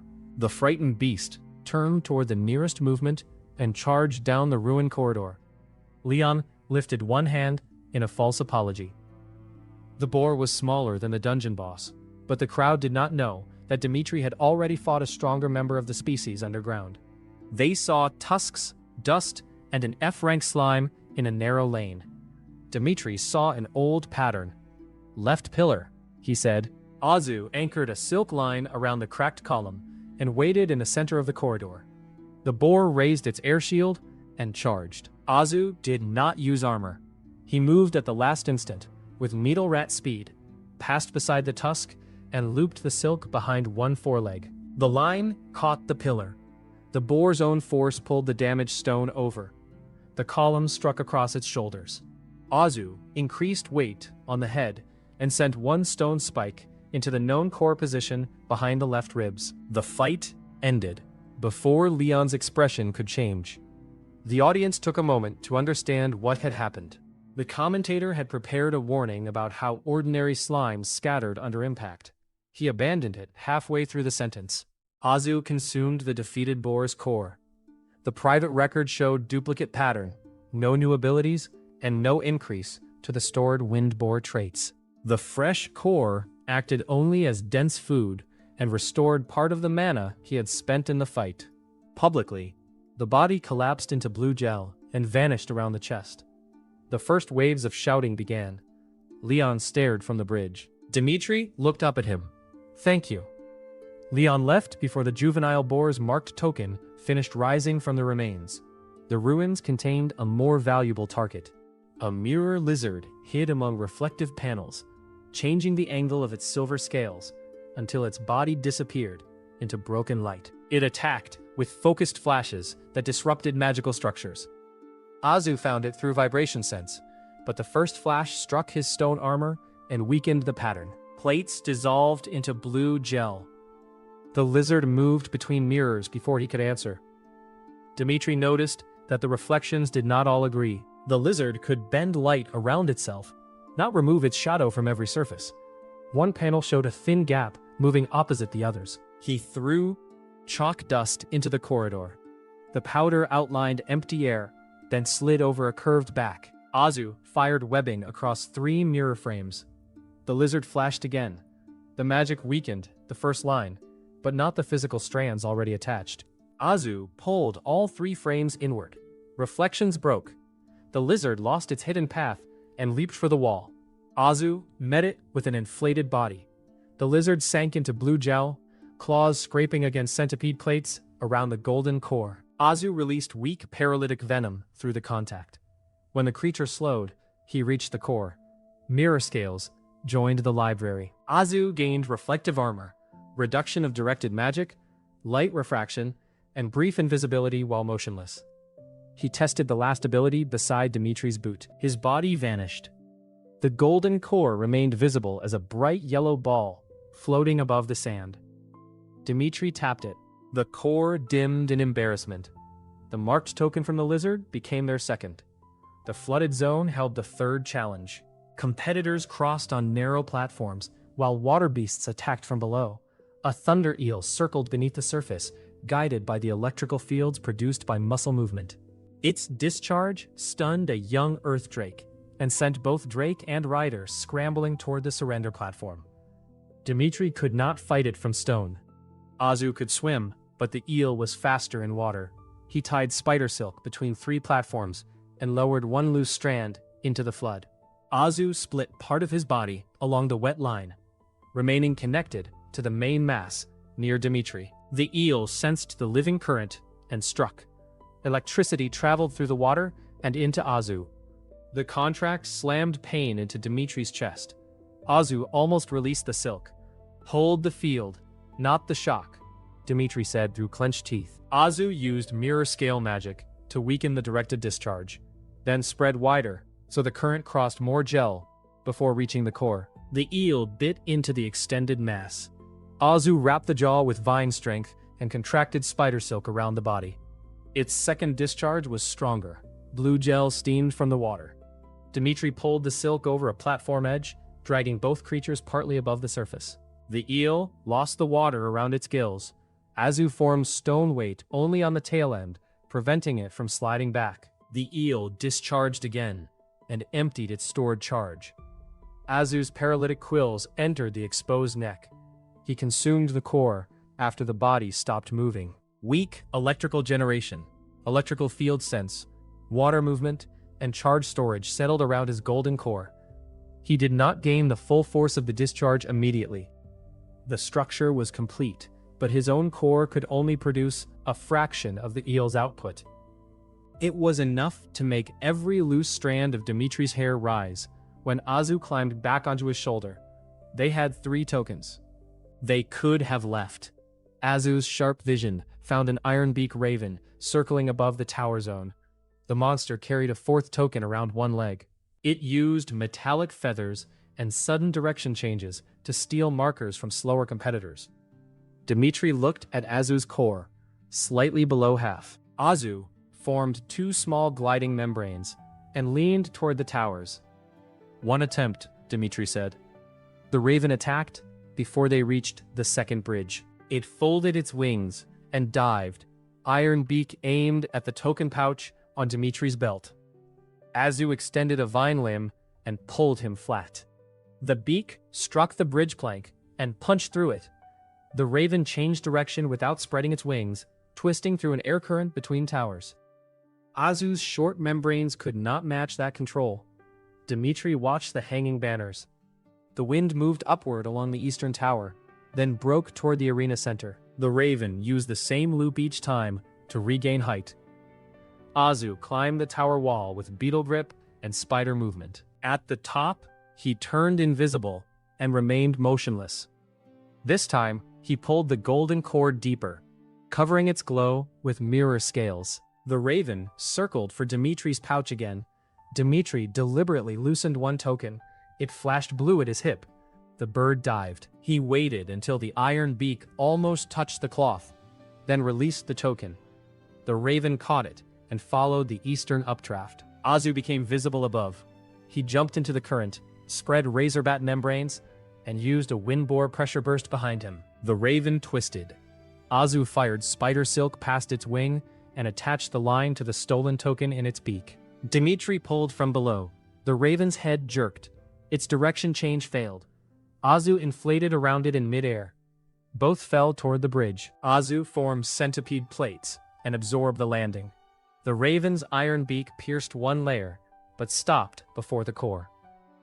A short electric discharge stunned the neck. Azu completed the kill and consumed the core. Stable gliding, long-range vision, a metal-hard beak, and rapid aerial direction changes entered the library. The 4 remaining tokens rose around him. Dmitry qualified in 3rd place. At the exit, tournament officials scanned Azu 3 times. The public appraisal still read Common Slime. The private ability remained hidden by contract law.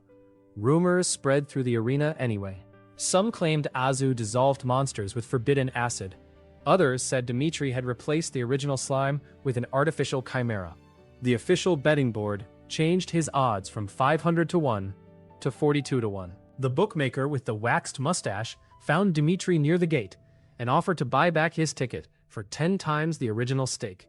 Dmitry buttoned the inner pocket. Azu extended a tongue toward it.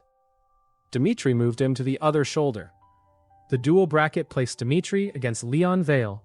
The announcement pleased Leon. He had spent the arena hunt avoiding direct confrontation after the wind boar failed, but a formal duel offered what he considered a correction. His family bred fire dragons. Cinder had been fed refined cores since hatching and carried a bloodline recorded for 6 generations. A common slime had tricks. A dragon had inheritance.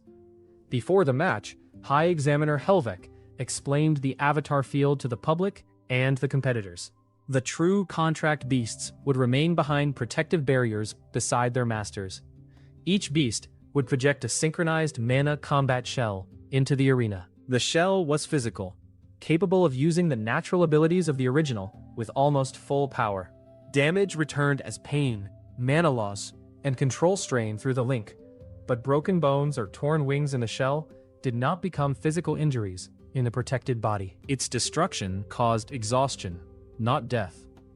The system existed because young beasts needed real combat experience, and noble families preferred their heirs not to lose dragons worth entire estates.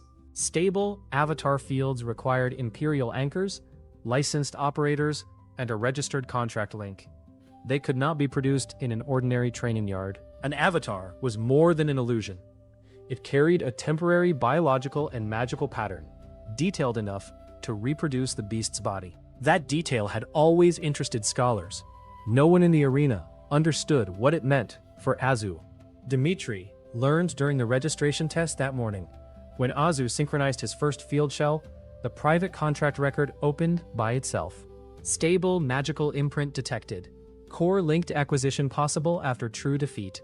Deliberate donation, staged loss, passive transfer, and purchase surrender invalid. If Azu's shell completed complete devour, the copied pattern would travel back through the avatar link and settle in his true golden core behind the barrier. The temporary shell would remain only until the field disconnected. It could not become a second Azu and could not keep anything separately. Cinder's soul, thoughts, contract, and learned commands would never enter the link. Every natural trait belonging to the dragon's body and bloodline could. If they won before Leon surrendered, the real Cinder stood behind a red barrier on the eastern platform. He was already large enough for Leon to ride, with polished crimson scales and a gold underside. His avatar formed in the arena from layers of fire-colored mana. It rose to the same size, dug translucent claws into the sand, and spread broad wings. The true Azu rested behind the western barrier beside Dmitry. To produce his avatar, he synchronized a field core with his golden core rather than moving the real one. A second blue slime appeared in the arena, fist-sized and unimpressive, while the original remained cool against Dmitry's boot. The audience laughed again, though fewer people joined than at the ceremony. Leon rested one hand on Cinder's neck. One breath. Dmitry could not tell whether he spoke to the dragon or the crowd. Cinder's avatar raised its head. The signal bell rang. Fire crossed the arena from wall to wall. Azu formed stone armor, anchored to the ground, and layered ember lizard resistance beneath the plates. The dragon flame was not ordinary heat. It carried pressure and mana that attacked the magical structure of anything inside it. Stone plates cracked. Blue gel hissed between them. Dmitry felt the damage through the contract. Forward, Azu moved into the flame. He released surface grip in short steps, using Metalrad acceleration for each burst, then anchored before the fire could throw him backward. Regeneration repaired the thinnest burned areas. Mirror scales formed beneath the stone to reduce the directed mana. Leon had expected him to flee. Cinder's avatar lowered its head and increased the breath. The red barrier trembled with reflected heat. Spectators in the front rows covered their faces. Sand turned black beneath Azu. His core dimmed quickly. Dmitry watched the dragon's chest. The breath chamber expanded, pulled from Cinder's real core through the avatar link, and contracted. A young dragon could sustain the stream for 9 or 10 seconds before the muscles around the throat tightened. At the 8th second, Dmitry closed his fist. Azu released full weight and armor. He became light, flattened low, and fired a wind bore pressure burst behind himself. Needle rat speed carried him through the weakening flame, Cinder snapped his jaws shut and struck with one foreclaw. Azu raised a narrow stone ridge along the contact line. The claw split it and sent him spinning, but the core remained intact. He fired silk onto the dragon's wrist during the impact. The avatar leaped into the air. Azu used the attached line and rose with it. He tried to spread gliding membranes, but the dragon's wing beat twisted him violently. Leon directed Cinder higher, planning to shake him loose above the arena boundary. "Wing root," Dmitry said. Azu pulled himself along the silk. The dragon clawed at the line. He extended a second strand to the nearer wing and changed direction in midair using the raven pattern. The claw missed by inches. Azu reached the underside of the wing and spread flat. Surface grip locked him between scales. He sent acid into the avatar pattern. Dragon resistance slowed the damage, but the magical scales began to smoke. Cinder rolled. The avatar folded one wing and dropped through the air. Azu increased his weight too soon. The sudden force tore part of his body from the attached section. The golden core swung into open space. Dmitry's hand tightened on the barrier rail. Leon saw it. Crushed the core. The dragon's rear claw swept upward. Azu formed centipede plates around the golden center and inflated the rest of his body. The claw hit the empty outer mass, compressing it instead of reaching the core. Azu released the stored pressure as a shockwave against the wing joint. The joint opened wider than intended. Azu drove a stone-weighted limb into the membrane. The wing tore. Cinder's avatar lost balance and fell. It struck the sand on one shoulder, rolled, and recovered with the speed of a predator bred for flight. Azu detached before impact and landed several paces away. Both had taken damage. The difference was scale. The dragon had an entire young dragon's mana reserve supporting the shell. Azu had one enlarged slime core, carrying 16 complex patterns. Leon ordered a second flame breath. Dmitry gave 2 quick barrier. Azu formed armor over only his front edge and charged sideways, not toward the dragon. Cinder followed with the flame. Azu used surface vibration to read each step through the sand. At the moment the dragon planted weight on the damaged wing side, Azu reversed direction. He crossed beneath the neck. A vine limb wrapped one foreleg. Spider silk caught the other. Azu increased his weight behind Cinder's right shoulder and anchored to the ground. The dragon tried to leap. One wing opened. The damaged one failed to produce equal lift. Cinder's avatar crashed chest first. Azu spread over the back and made himself heavier in separate sections. Stone plates formed along the left wing while the rest of his body remained fluid. The unequal load forced the joint flat against the sand. Cinder turned his head and released fire along his own side. Azu took the breath at close range. His outer layer burned away. The contract filled with pain so sharp, Dmitry's vision narrowed. Core under the shoulder. Move through the avatar, not around it. Azu released armor and used acid worm compression. He flowed between the dragon scales as a thin blue stream. The avatar was mana-made flesh, complete enough to have channels, organs, and a core imitation. Cinder tried to claw him free. There was nothing solid to catch. Azu reached the chest pattern and released a concentrated electrical pulse from the Thunder Eel trait. The shock was weak compared with dragon magic. It struck from inside. Cinder's foreleg collapsed. The flames stopped. Leon could surrender. A word would dissolve the avatar and return the remaining mana to the real dragon. Helvek called the option from the judge's platform. Leon looked across the arena at Dmitry. The red-haired heir's jaw tightened. Cinder does not yield to waste pit creatures. The real dragon behind him shifted one golden eye toward his master. Dmitry did not argue. Azu's field shell expanded through the fallen avatar. Blue gel poured around crimson scales, covering the neck, chest, wings, and tail. Cinder's temporary body broke into streams of red light. The real dragon behind the eastern barrier dropped to 1 mi as the remaining mana was pulled out of the defeated shell. The red pattern did not remain in the arena copy of Azu.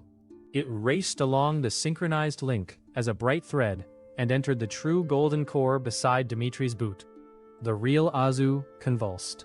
His core widened, a red band opening around the older ring, while the exhausted field shell mirrored the change several heartbeats later. New natural structures unfolded faster than Dmitry could read them.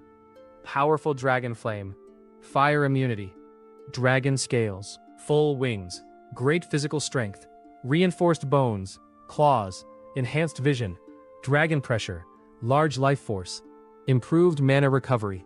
Every innate quality of a young scarlet dragon, limited only by the output of Azu's own core.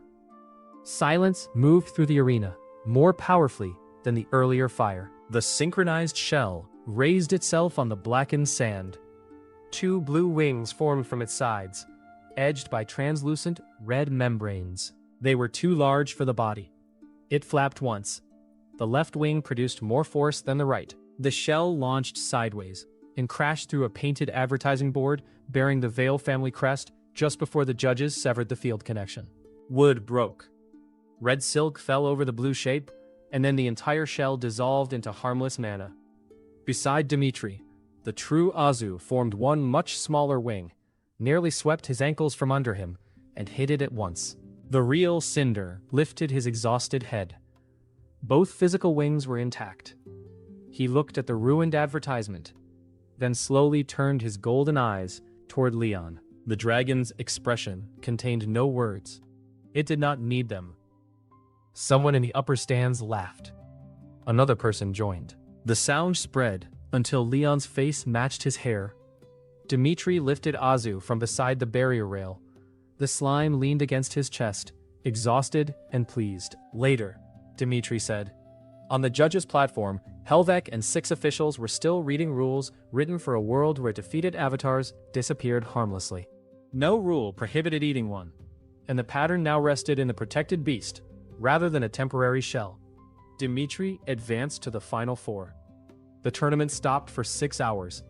Dmitry spent most of them in a white inspection chamber beneath the arena. Azu sat inside a triple-layered glass circle, while Academy scholars tested his mana, contract stability, the path of the avatar link, and any remaining connection to Cinder. There was no connection. Cinder remained himself.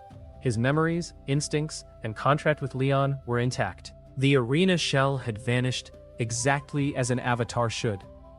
Azu's true core had copied the natural architecture carried through the link, and nothing more. The scholars removed a thumb-sized piece of Azu's outer gel and asked him to form a scarlet scale inside it. The structure collapsed the instant the piece lost contact with his core. A second test produced the same result. Copied bloodlines could not be bottled, grafted into another beast, or harvested from discarded slime. The contract record marked the library as non-heritable. Any future budded offspring would receive Azu's basic slime pattern, not the collection stored in his individual core. A separate instrument measured the contract load. 17 natural patterns should have frayed an ordinary student bond.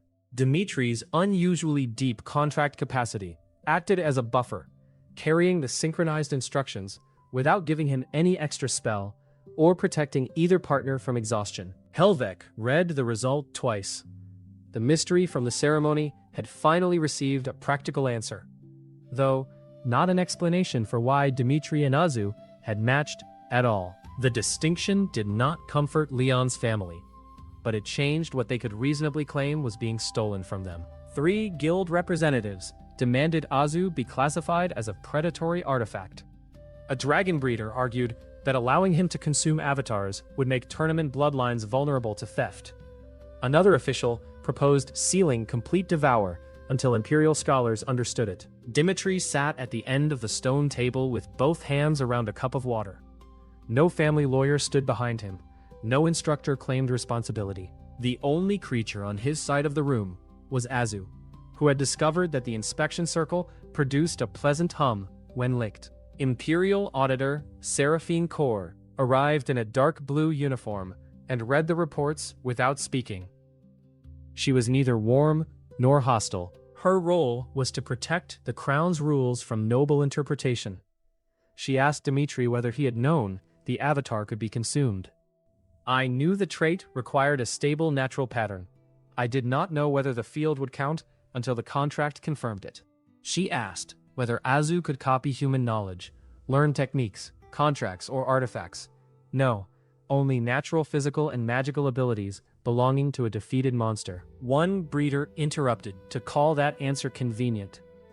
Azu stopped licking the circle and looked at him. A small dragon claw formed beneath the slime surface. Dmitry touched the glass.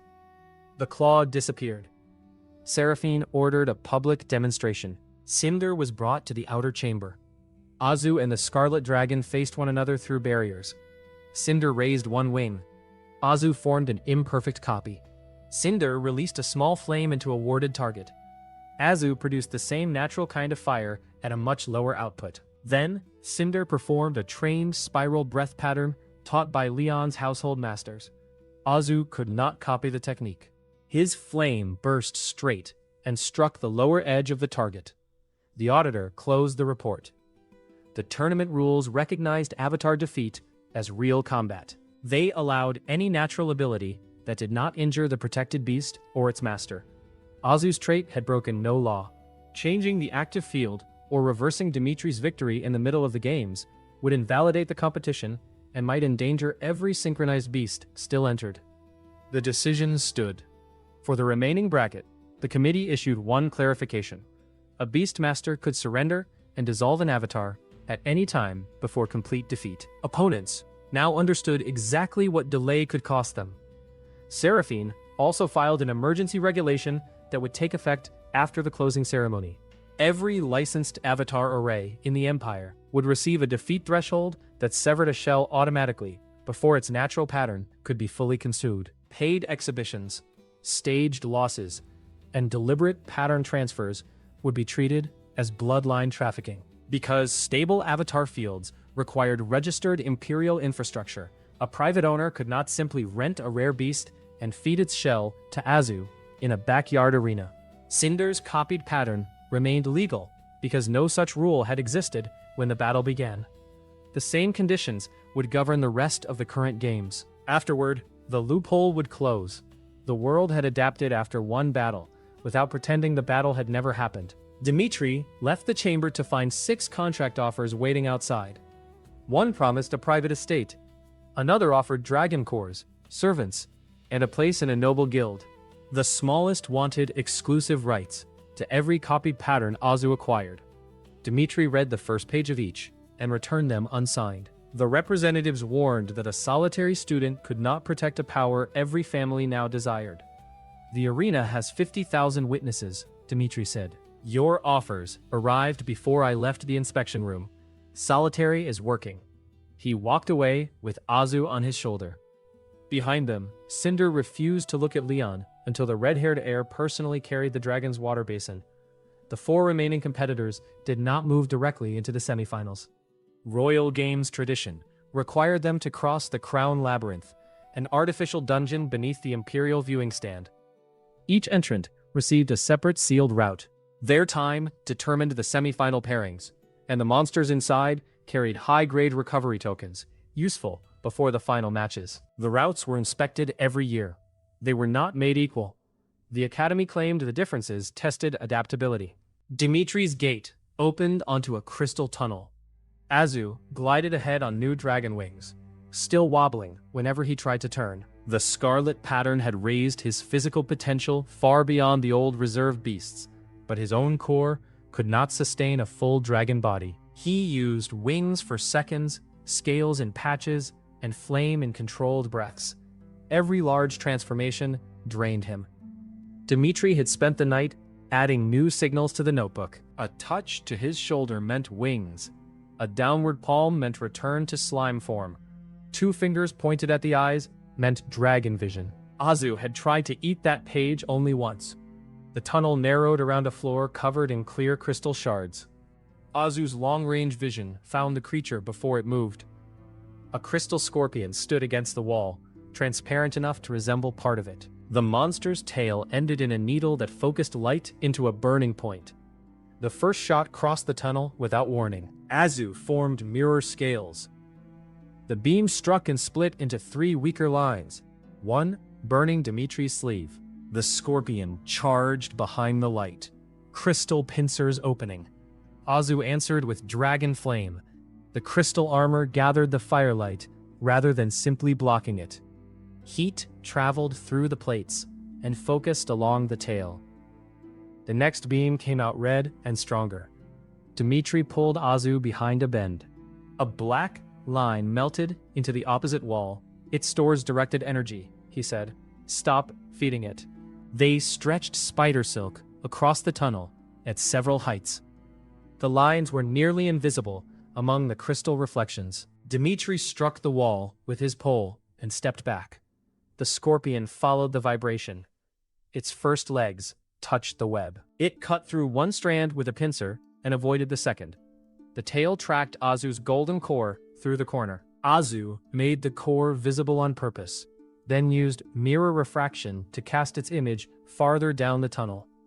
The scorpion fired at the false glow. Azu compressed through a crack beside the floor, emerged under the creature, and increased weight around the rear legs. The scorpion drove its tail downward. Centipede plates redirected the needle beside Azu's core. Azu sent acid into the joints, while spider silk bound the pincers. Dmitry pulled the tail sideways with his pole. The scorpion's own next beam struck its exposed underside. Crystal flashed white and fractured. Azu reached the core. He acquired crystal armor, light concentration, precision tail control, and venom that slowed mana circulation. When he formed the new plates, light from the tunnel broke into blue and gold fragments across his body. He admired himself in the wall for several seconds. The route is timed, Dmitry said. Azu changed angles to produce a better reflection. Dmitry continued walking.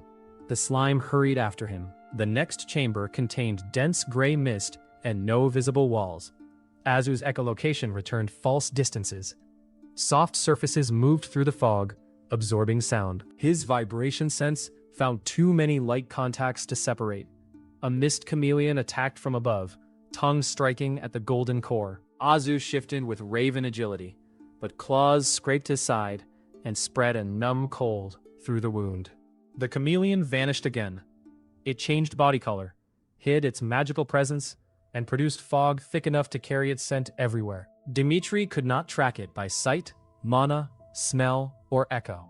He crouched and placed one hand on the damp floor. It still has weight. Azu spread spider silk in a wide, loose web across the ground and low walls. The threads did not need to stop the creature. Each one carried touch to him. The chameleon avoided the first lines. It stepped between them with careful precision. Azu sensed the gaps where no thread moved. Dmitry took the chalk bag from his belt and threw it into the mist. White powder spread across the chamber. Most fell normally. One cloud curved around an invisible body. Azu released a broad wind-bore pulse. The fog and chalk tore away in a ring. The chameleon appeared halfway up the wall, skin changing from gray to green too slowly. It tried to leap back into the mist. Azu used scarlet wings for one burst, caught the tail with a vine limb, and pulled. The chameleon twisted and cut the limb with a focused tongue strike. Azu changed the severed tip into sticky toad tissue before it detached. The tongue stuck. The chameleon landed, unable to retract it. Azu drove a crystal tail needle into the shoulder and delivered the scorpion venom. Mana circulation slowed. The fog thinned. After a brief struggle, the monster fell. Azu copied mist creation, color change, magical presence concealment, and sight through his own fog. He filled the chamber with blue-tinted mist and vanished inside it. Dmitry waited. A small dragon claw emerged from the fog and stole the chalk bag. I can still feel the contract. The bag returned. The final section smelled of salt and rust. Metal plates covered the walls. Broken training swords lay across the floor. In the center crouched a magnetic slime eater, a low six-legged predator with a wide shovel-shaped mouth. The species hunted weak slimes by sensing the trace metals in their cores and pinning them with magnetic pressure before feeding. The creature saw Azu and ignored Dmitry. It rushed with the confidence of an animal meeting its natural prey. Azu released dragon pressure. The slime eater slowed for one step. Instinct fought bloodline fear. Hunger won. It opened its mouth and pulled. Dmitry's metal belt buckle tore loose. The new handling pole flew from his hand. Crystal fragments shot across the floor. Azu's golden core dragged toward the predator inside his body. He anchored to the ground. The magnetic force pulled the trace minerals within the core itself. Surface grip could not stop an organ from moving inside gel. Azu formed stone around the core. The plates contained more mineral and accelerated toward the slime eater. Release all hard armor, Dmitry called. Azu became pure blue fluid around the golden center. He flowed forward with the pull instead of resisting. The slime eater expected prey to freeze under pressure. Azu crossed the distance faster than its jaws could close. He compressed into a narrow stream and entered through one nostril. Magnetic pulses threw every metal object in the room against the walls. Dmitry dropped flat as his own knife passed over him. Inside the creature, Azu used acid on soft tissue and extended vine grips around the throat. The slime eater tried to expel him with a repelling pulse. Azu spread wider, leaving no single mass to throw. The body convulsed and fell. Azu emerged from the mouth, consumed the core, and gained magnetic attraction, repelling force, metal detection, and resistance to edged metal weapons. For several seconds, he bounced on the defeated body with both toed legs. The contract carried a level of triumph out of proportion to the fight. Dmitry retrieved his bent buckle. 2 months ago, you were afraid of a rat. Azu stopped bouncing. He formed dragon wings, crystal armor, and a scarlet flame around his core. That does not change the rat. Azu turned his back. They reached the exit second. Adrian and Rhaegon had finished first. Celine and Vera came third. The fourth competitor, Marin Holt and a granite wyvern, escaped the stone basilisk route with 18 seconds remaining and took the last seed. The semi-final bracket placed first against fourth and second against third. Adrian fought before Dmitry. Rhaegon never gave the granite wyvern a stable landing, broke its practice shell's balance with 2 controlled thunder pulses, and pinned one wing beneath an electrified claw. Marin surrendered before the avatar reached complete defeat. The shell dissolved. Both real beasts left the platform alive, and Adrian advanced without offering Azu anything to consume. Dmitry's semi-final placed him against Celine. She studied Azu from across the gate, then dissolved Vera's practice avatar before the slime could even look interested. Unlike Leon, she had read the new rules. Celine Arctis did not insult Dmitry before the semi-final. She wore a fitted dark green uniform, her white hair tied close behind her head so it could not catch under a riding collar. Vera, her young ice dragon, had pale blue scales and narrow wings made for controlled gliding rather than raw speed. Beast and Master moved with the economy of partners who had repeated the same drills thousands of times. Celine's family guarded northern passes, where careless fire killed more soldiers than cold.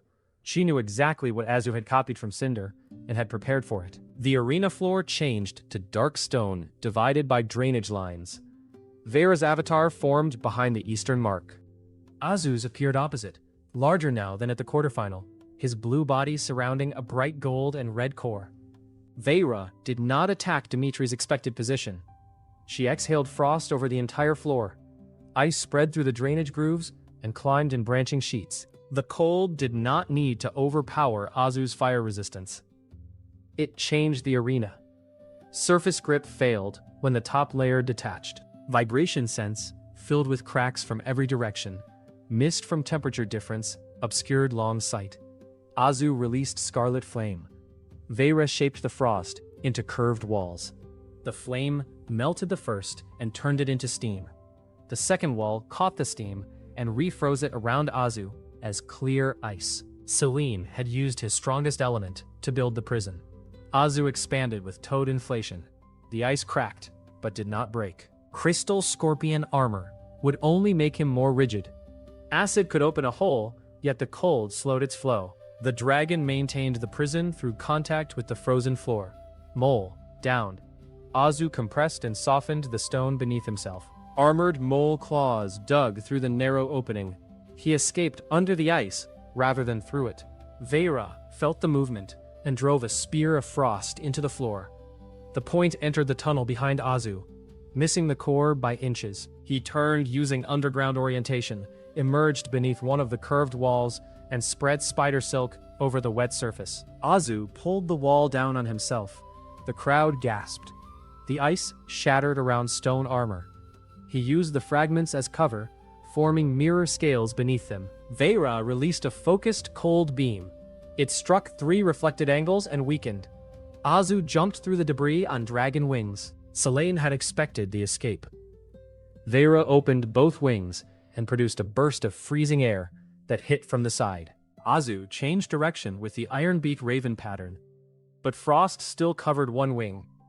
The uneven weight spun him. He fired spider silk at Vera's shoulder. The dragon froze the line and snapped it with a turn. Azu fell toward the arena boundary. Dmitry tapped the barrier twice, then closed his fist. Azu released wings, increased weight, and anchored one vine limb to the stone. He struck the floor inside the line by less than a foot. Vera advanced at once. Ice claws formed over her natural ones. Selene did not give him recovery time. Azu raised a wind boar shield. The first claw bent the air around his body. The second cut through and opened a long groove in the gel. Scorpion venom on a tail strike glanced from Vera's scales. Azu tried dragon pressure. The disciplined ice dragon hesitated only long enough to recognize it as borrowed, and continued. Dmitry saw Azu's core fall below half. Fire had not solved the field. Flight had failed. Direct poison could not penetrate the scales. Selene had prepared for individual abilities. She could not prepare for all of them at once, but Azu could not maintain all of them either. Fog, Dmitry said. Azu filled the arena with mist. Vera froze the outer layers, creating glittering snow that fell through the cloud. Her eyes could not see inside. Selene guided her by the avatar link and the sound of Azu's movements. Azu concealed his magical presence and turned his body the color of the stone. He moved without acceleration, using centipede limbs to distribute weight across many points.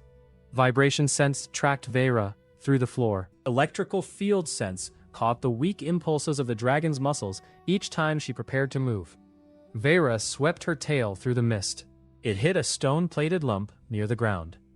The lump was empty armor shaped around a piece of broken ice. Azu attacked from the wall. Spider movement had carried him above Vera.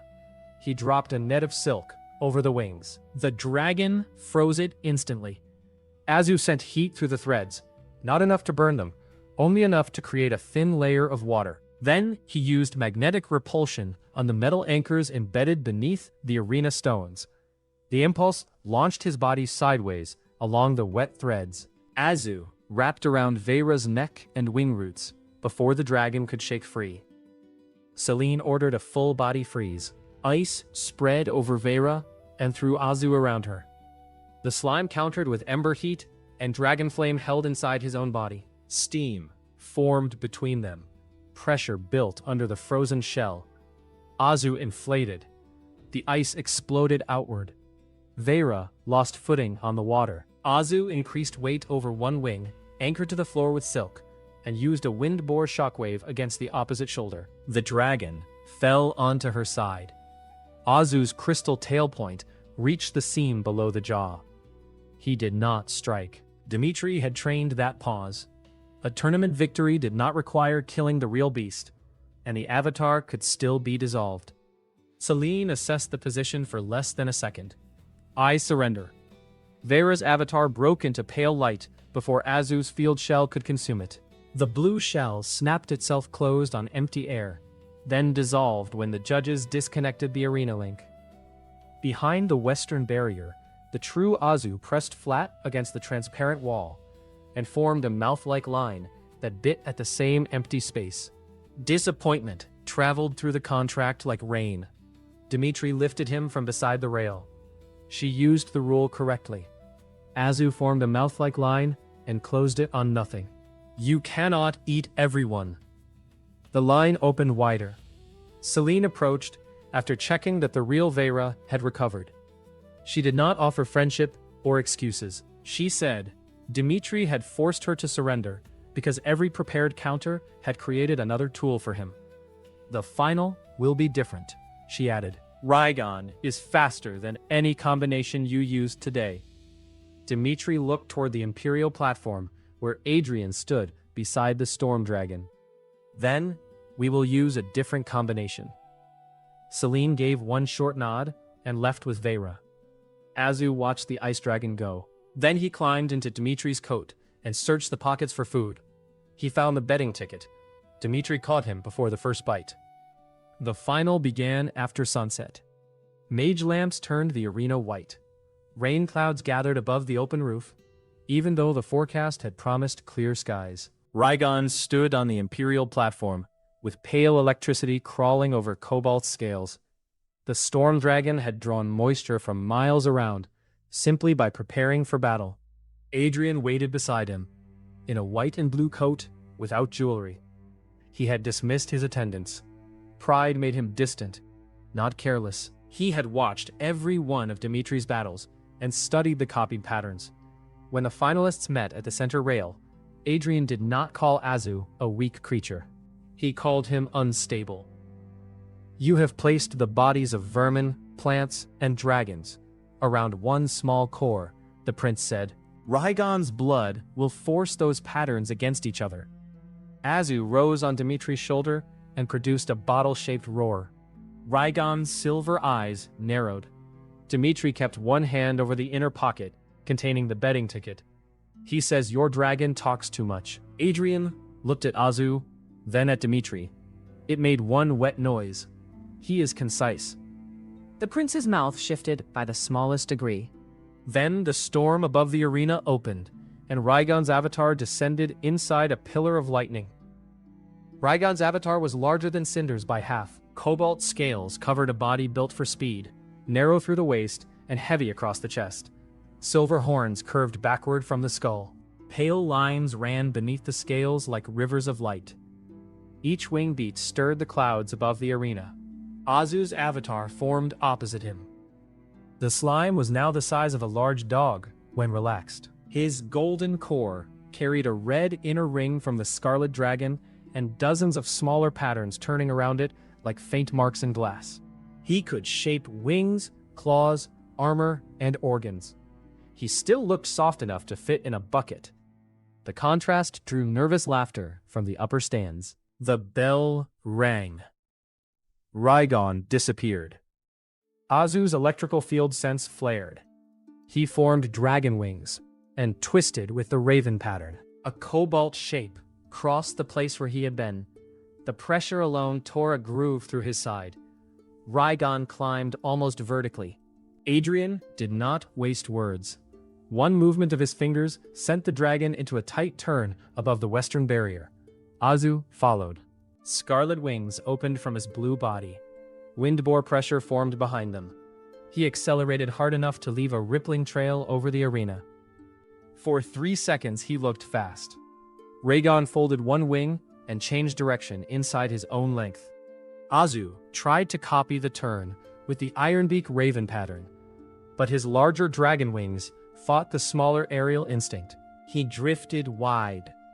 Lightning struck him from above. The bolt formed after a momentary rise in the field. Azu sensed it and raised defenses before the discharge. Stone armor covered the outer body. Crystal plates formed around the core. Scarlet dragon scales layered beneath them. Mirror magic bent part of the directed mana. Thunder eel resistance spread through the gel. The lightning broke all of it. Azu fell smoking. One wing dissolved. The stone armor burst into fragments before he hit the ground. He struck the arena, bounced once, and flattened into a burned blue shape. Dmitry gripped the barrier rail. Pain crossed the contract in a white sheet. Azu's regeneration started at the edges, pulling damaged gel around the golden core. Rygon did not allow time. He descended with both foreclaws wrapped in electricity. Azu anchored to the ground and rolled aside with needle rat acceleration. One claw missed. The other cut through the rear third of his body and left it twitching on the stone. Azu rejoined the severed mass through slime elasticity. The process cost mana. Raigon was already airborne again. Adrian had chosen the correct opening. Flight forced Azu to spend on wings, direction changes, and protection at the same time. Raigon used one natural bloodline without conflict. Every exchange emptied Azu faster. Dmitry lowered his hand from the rail. Stop flying. Azu looked up as the storm dragon circled. Make him come to you. The wings vanished. Azu spread across the arena floor and anchored with stone beetle grip. Mole claws opened shallow channels beneath him. Spider silk ran through the grooves toward the metal stakes holding the barrier field. He produced mist in a low layer, rather than filling the whole arena. Raygon released 3 narrow lightning bolts. Azu sensed the field build and moved before each discharge. He did not try to outrun the lightning. He shifted the location where the charged path expected his core to remain. 2 bolts struck empty stone. The third followed wet mist toward a silk line. Electricity traveled through the line and into a barrier stake. The protective runes swallowed most of it. The stake glowed red. Adrian saw the ground route. Raigon spread his wings and released a thunder pulse across the entire arena. The air itself struck. Azu's windshield bent around his body. Surface grip held for half a second. Then the stone beneath him broke loose. He slid backward with the slab attached and hit the arena wall. Raigon attacked through the moving dust. Azu changed color to match the wall and hid his magical presence. The storm dragon did not need sight. He sensed the charge around Azu's core and corrected his dive.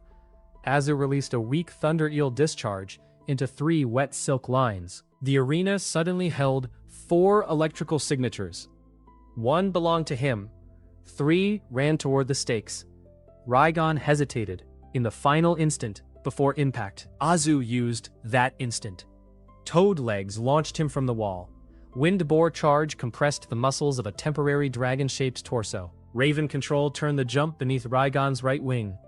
Azu fired spider silk into the joint and extended a carnivorous vine around the base. Raigon climbed with him attached. The storm dragon's speed pulled the silk so tight it cut into Azu's own body. He spread segmented centipede plates around the line and used dragon claws to reach farther across the scales. Raigon rolled. Azu followed the motion instead of resisting. His body flowed around the wing root and reformed on the upper surface. He drove a crystal tail point into the seam between scales. The scorpion venom entered the avatar. It did not poison flesh. It slowed the circulation of mana for the right wing. Raigon's next turn widened by several feet. Adrian noticed. He directed the dragon toward the highest point of the barrier dome, where the clouds rotated around his horns. Lightning gathered along every pale line beneath the cobalt scales. Dmitry understood before the strike. He is going through himself. Protect the core. Keep the grip. Raygon released the storm into his own avatar. The arena vanished in blue-white light. Lightning crossed cobalt scales, passed through Azu's attached body, and branched into the air. Stone armor exploded. Crystal plates cracked one after another. Scarlet scales blackened. Electrical resistance kept the golden core from stopping, but the current shook every copied structure apart. Azu lost the vine grip. Half the spider silk burned through. His body slipped from the wing. He formed one raven-shaped membrane, caught the air, and reattached with a sticky tongue around Raygon's rear leg. The ridiculous ability saved him, where dragon claws had failed. Raygon kicked. Azu swung beneath the body. The tongue stretched until it almost tore free. He released it at the forward point of the swing and flew toward the dragon's chest. Azu flattened over the scales below the neck. Adrian ordered Raygon to climb higher and shake him against the barrier. The avatar accelerated. The transparent dome approached above. Dmitry watched the right wing. The scorpion venom had slowed it. Raygon corrected with greater force from the left, creating a slight repeated tilt. Weight on the left, silk on the right. Azu increased mass along the stronger wing and webbed the weakened one toward the body. Raigon's balance shifted.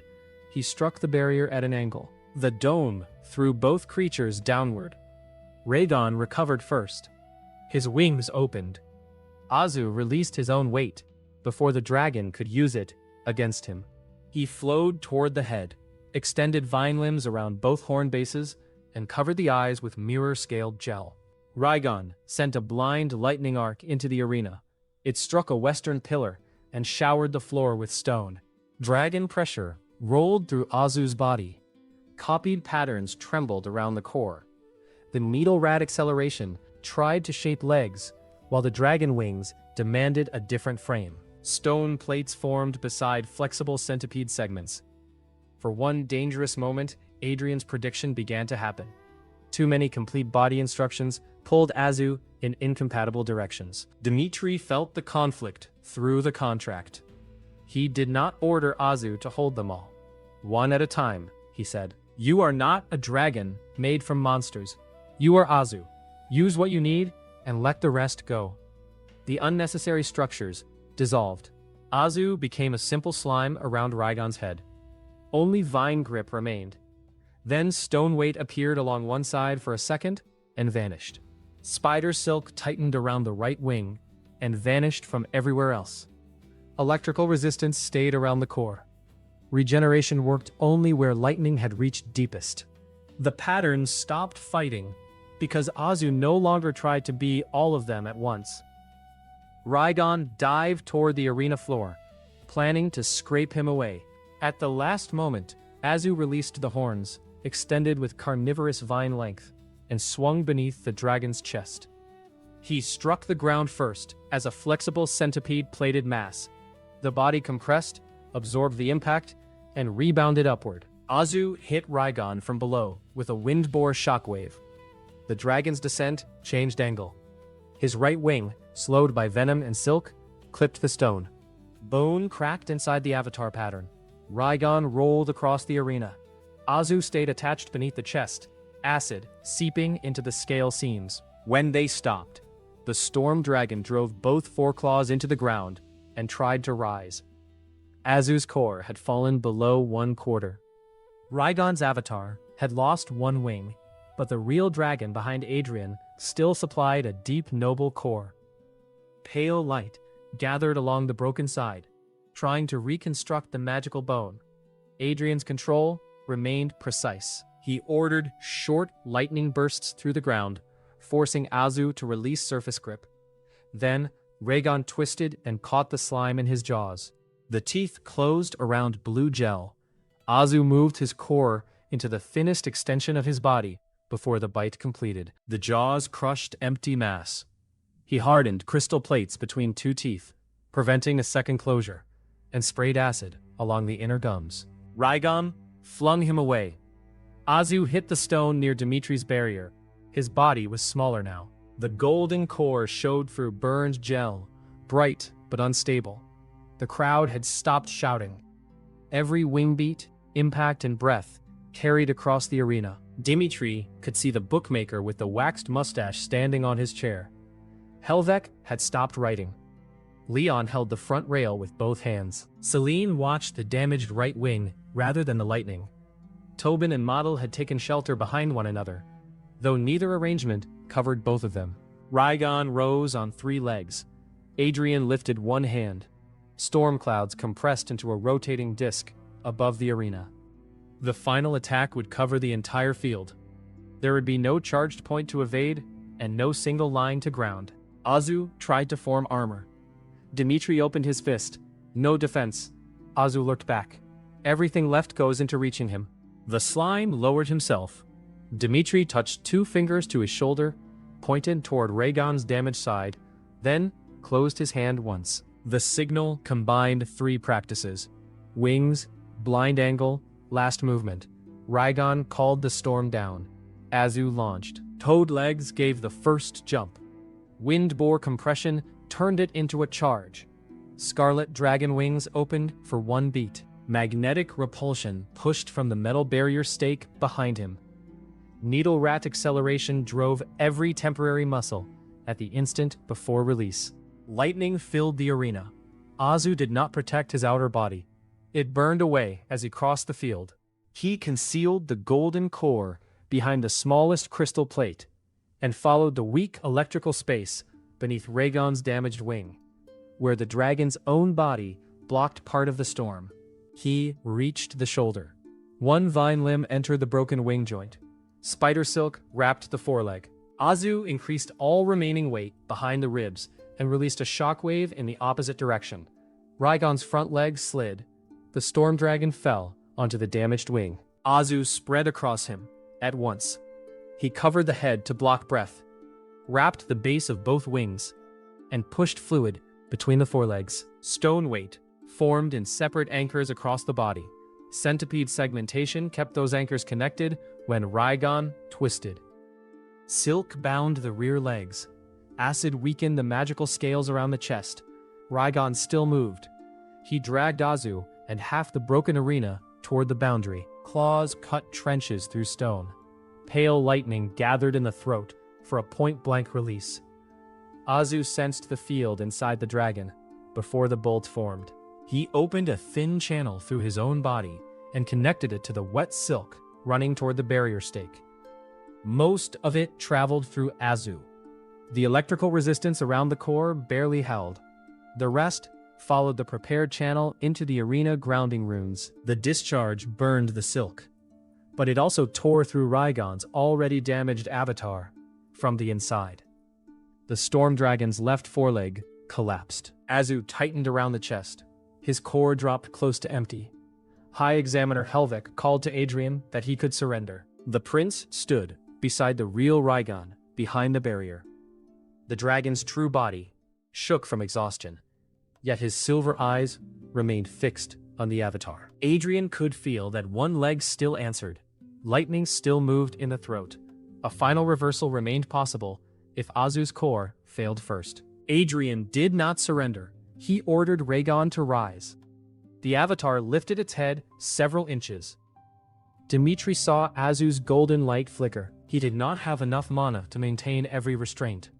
"Release the rear legs," he said. "Release the left wing. Keep the head, chest, and damaged side." Azu obeyed. The body became smaller and denser around the vital points. Raygon gained movement in the tail and one leg, but the freed force could not help him breathe or restore the broken wing. Dmitry gave the final signal. Azu released all weight for half a breath. Raygon surged upward, suddenly meeting no resistance. He shifted under the chest, restored weight on the opposite side, and rolled the dragon across the broken wing joint. The joint collapsed completely. Raygon's head struck the stone. The lightning in his throat dispersed. The avatar stopped rising. Azu flowed over the chest pattern. Adrian's mouth opened. He had waited one heartbeat too long. Complete Devour activated. The storm dragon's avatar broke into cobalt light inside Azu's field shell. Wings, scales, muscle, eyes, horns, lightning channels, cloud organs, and the noble core pattern separated from the temporary body. Raygon's personality, learned control, and contract never left the real dragon. His protected body dropped to its knees behind Adrian as the defeated shell emptied the last of its available mana. Both true wings remained whole, though exhaustion held the right one lower than the left. The copied pattern raced across the synchronized field link. For one instant, the line between arena and platform shone brighter than the barrier. Dmitry's contract capacity took the surge like a deep channel taking floodwater. Pain drove him against the rail, but the bond held. Then the temporary shell of Azu dissolved. No second slime remained on the arena floor. The victory bell rang. No one heard the first strike over the sound of the storm collapsing above them. Behind the western barrier, the true Azu lay flattened around one dim golden spark, his surface clouded by mana feedback rather than physical wounds. Cobalt light entered the red ring. The center expanded, strengthened by the storm dragon's natural structure. Blue lightning moved through the translucent body without tearing it. The clouded gel cleared from the core outward. Stone gray plates rose along his back. then dissolved beneath new dragon scales. Large wings unfolded, clearer and more balanced than before. Silver lines traced themselves beneath the surface. The private record opened before Dmitry. True dragon lightning. High electrical resistance. Storm cloud creation. High-speed flight. Storm pressure. Strengthened dragon core. Electrical muscle enhancement. Noble storm senses. Every natural, physical, and magical quality of Rhaegon's bloodline. The abilities arrived after the victory. None of them had won the battle. The judges lowered the western barrier. Azu lifted himself from the platform and drifted over the ruined stone. He was still, unmistakably a slime. His edges remained soft. The golden core shone through his body, yet red dragon fire turned around it. Blue lightning crossed the second ring, and crystal and stone patterns moved beneath the surface. Wings spread wide enough to shadow the place where Rhaegon's avatar had fallen. Azu opened a dragon-shaped mouth. This time, the roar was real. It rolled through the arena and shook dust from every banner. Young drakes in the lower holding areas crouched. Cinder lowered his scarlet head before catching himself. Vera folded her wings close. Model disappeared behind Tobin, while Tobin tried to disappear behind Model at the same time. The real Rhaegon did not bow. He raised his exhausted head and watched Azu with a steady silver gaze. Azu lowered the roar and looked back. For a moment, the two beasts simply measured one another. Then Azu's new wings folded unevenly. He tipped sideways toward the western platform. Dmitry caught him against his chest before he struck the rail. The new core pulsed with pride, exhaustion, and immediate hunger. "You won," Dmitry said. Azu extended one thin tongue toward the sealed betting ticket inside his coat. Dmitry covered the pocket. "Do not ruin it now." The award ceremony began after midnight, because workers needed 2 hours to make the center of the arena safe enough to stand on. Dmitry received the Royal Games crest, an independent Beastmaster license, 300 gold coins, unrestricted academic status, and legal access to sealed hunting territories below the Imperial Hazard class. The betting office used 10 silver coins to 1 gold. Dmitry's 3 silver wager, at the posted net odds of 500 to 1, therefore paid exactly 150 gold. Mandatory withholding had already been built into the public return, and the replacement ticket had cost only the 2 copper fee recorded in the ledger. The bookmaker with the waxed mustache handed over the money personally. He looked at Azu, looked at the replacement ticket, and asked whether the first ticket had ever been recovered. Azu's body made a quiet paper crinkling sound. Dmitry decided not to investigate. Before anyone could place a private contract in front of him, Seraphine read an imperial judgment into the tournament record. Every copied pattern was an inseparable function of Azu's individual core. The Vale and Valcrest bloodlines retained ownership of their breeding records and living dragons, but they held no claim over structures lawfully acquired in combat. Forced extraction, seizure of the contract, or confinement for commercial use would be prosecuted as coercion against a licensed beastmaster. The judgment did not make Dmitry impossible to attack. It made a quiet disappearance difficult to hide. 50,000 witnesses had seen the crown recognize him, and the writ placed any formal dispute under imperial review. Dmitry refused the personal guards several officials suggested. He accepted the document. At dawn, the emergency avatar regulation entered force. Licensed shells would now dissolve automatically at the defeat threshold before a complete devourer could finish reading them. Staged matches and paid pattern transfers were illegal, and stable avatar arrays remained controlled imperial infrastructure. Cinder and Rhaegon were permanent gains from an unanticipated rule gap that had remained open through one tournament and would not become a safe industry. Guild representatives waited beyond the award platform with improved offers.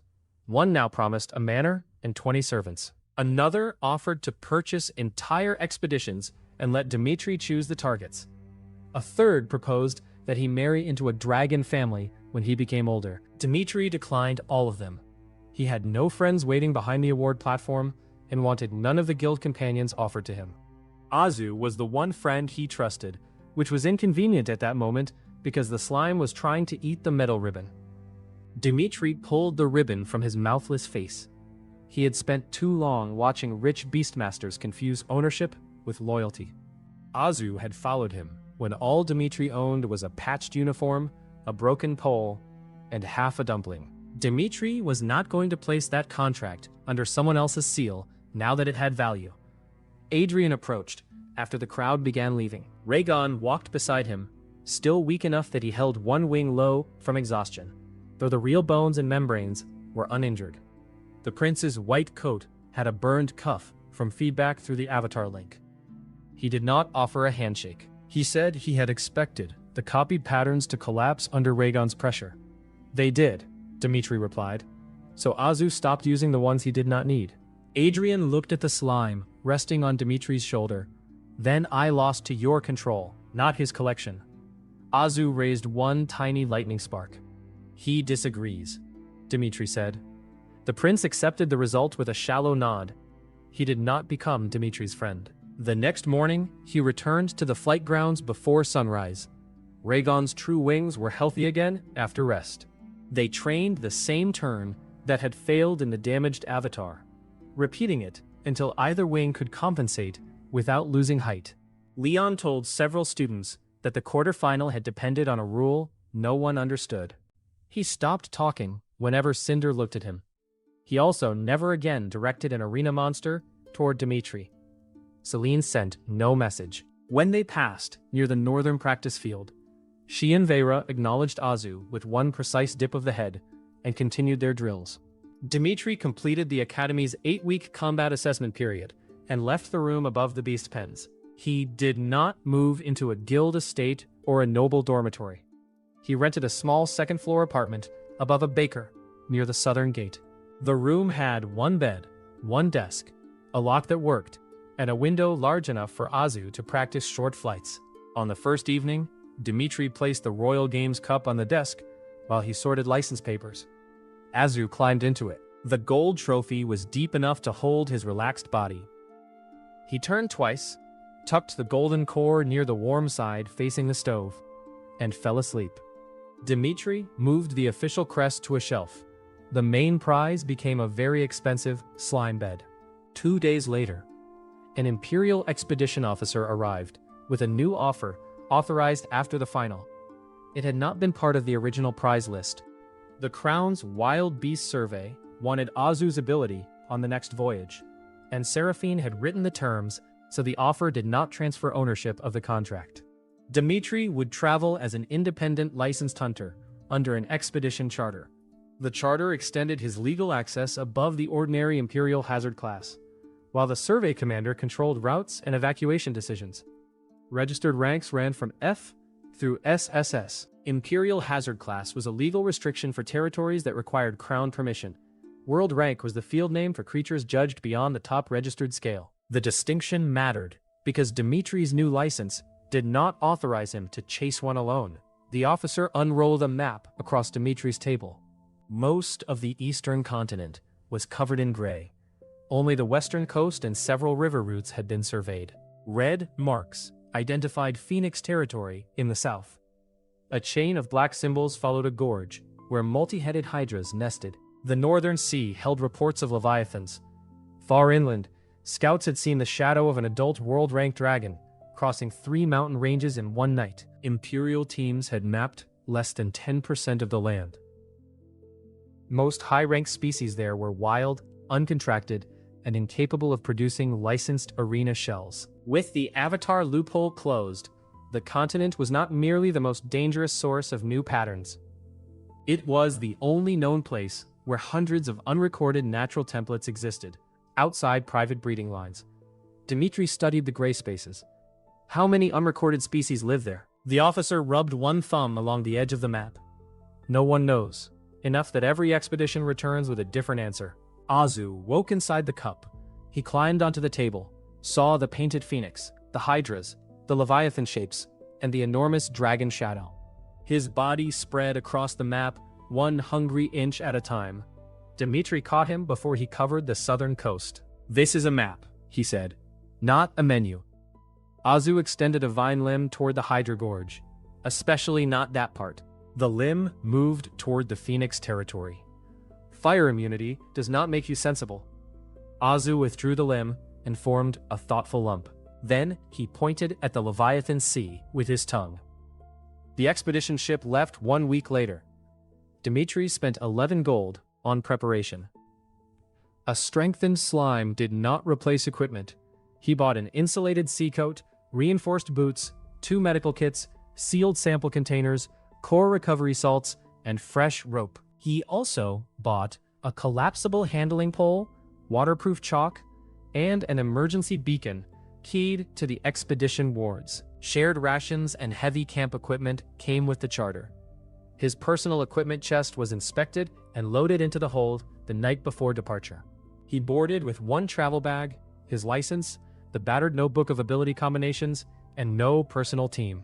Other Beastmasters arrived with servants, armored escorts, and additional crates.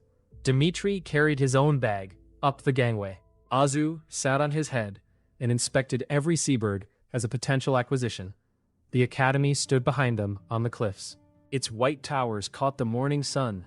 Somewhere beyond the walls, students were still arguing over dragon bloodlines and family rankings. Azu had entered those walls as an F-rank slime that could not control a burst of speed. He left with the natural abilities of 21 species stored around a strengthened golden core, including 2 dragons. The ship passed the harbor chain and entered open water.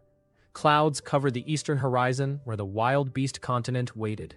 A dark shape moved beneath the sea beside the hull. It was longer than the ship's shadow. Azu leaned over the rail. Dmitry caught him by the tail before he could jump. "We have not even arrived." Azu spread dragon wings, pointed at the moving shadow, and gave one eager roar. Dmitry pulled him back onto the deck and opened the notebook. The first blank page was waiting.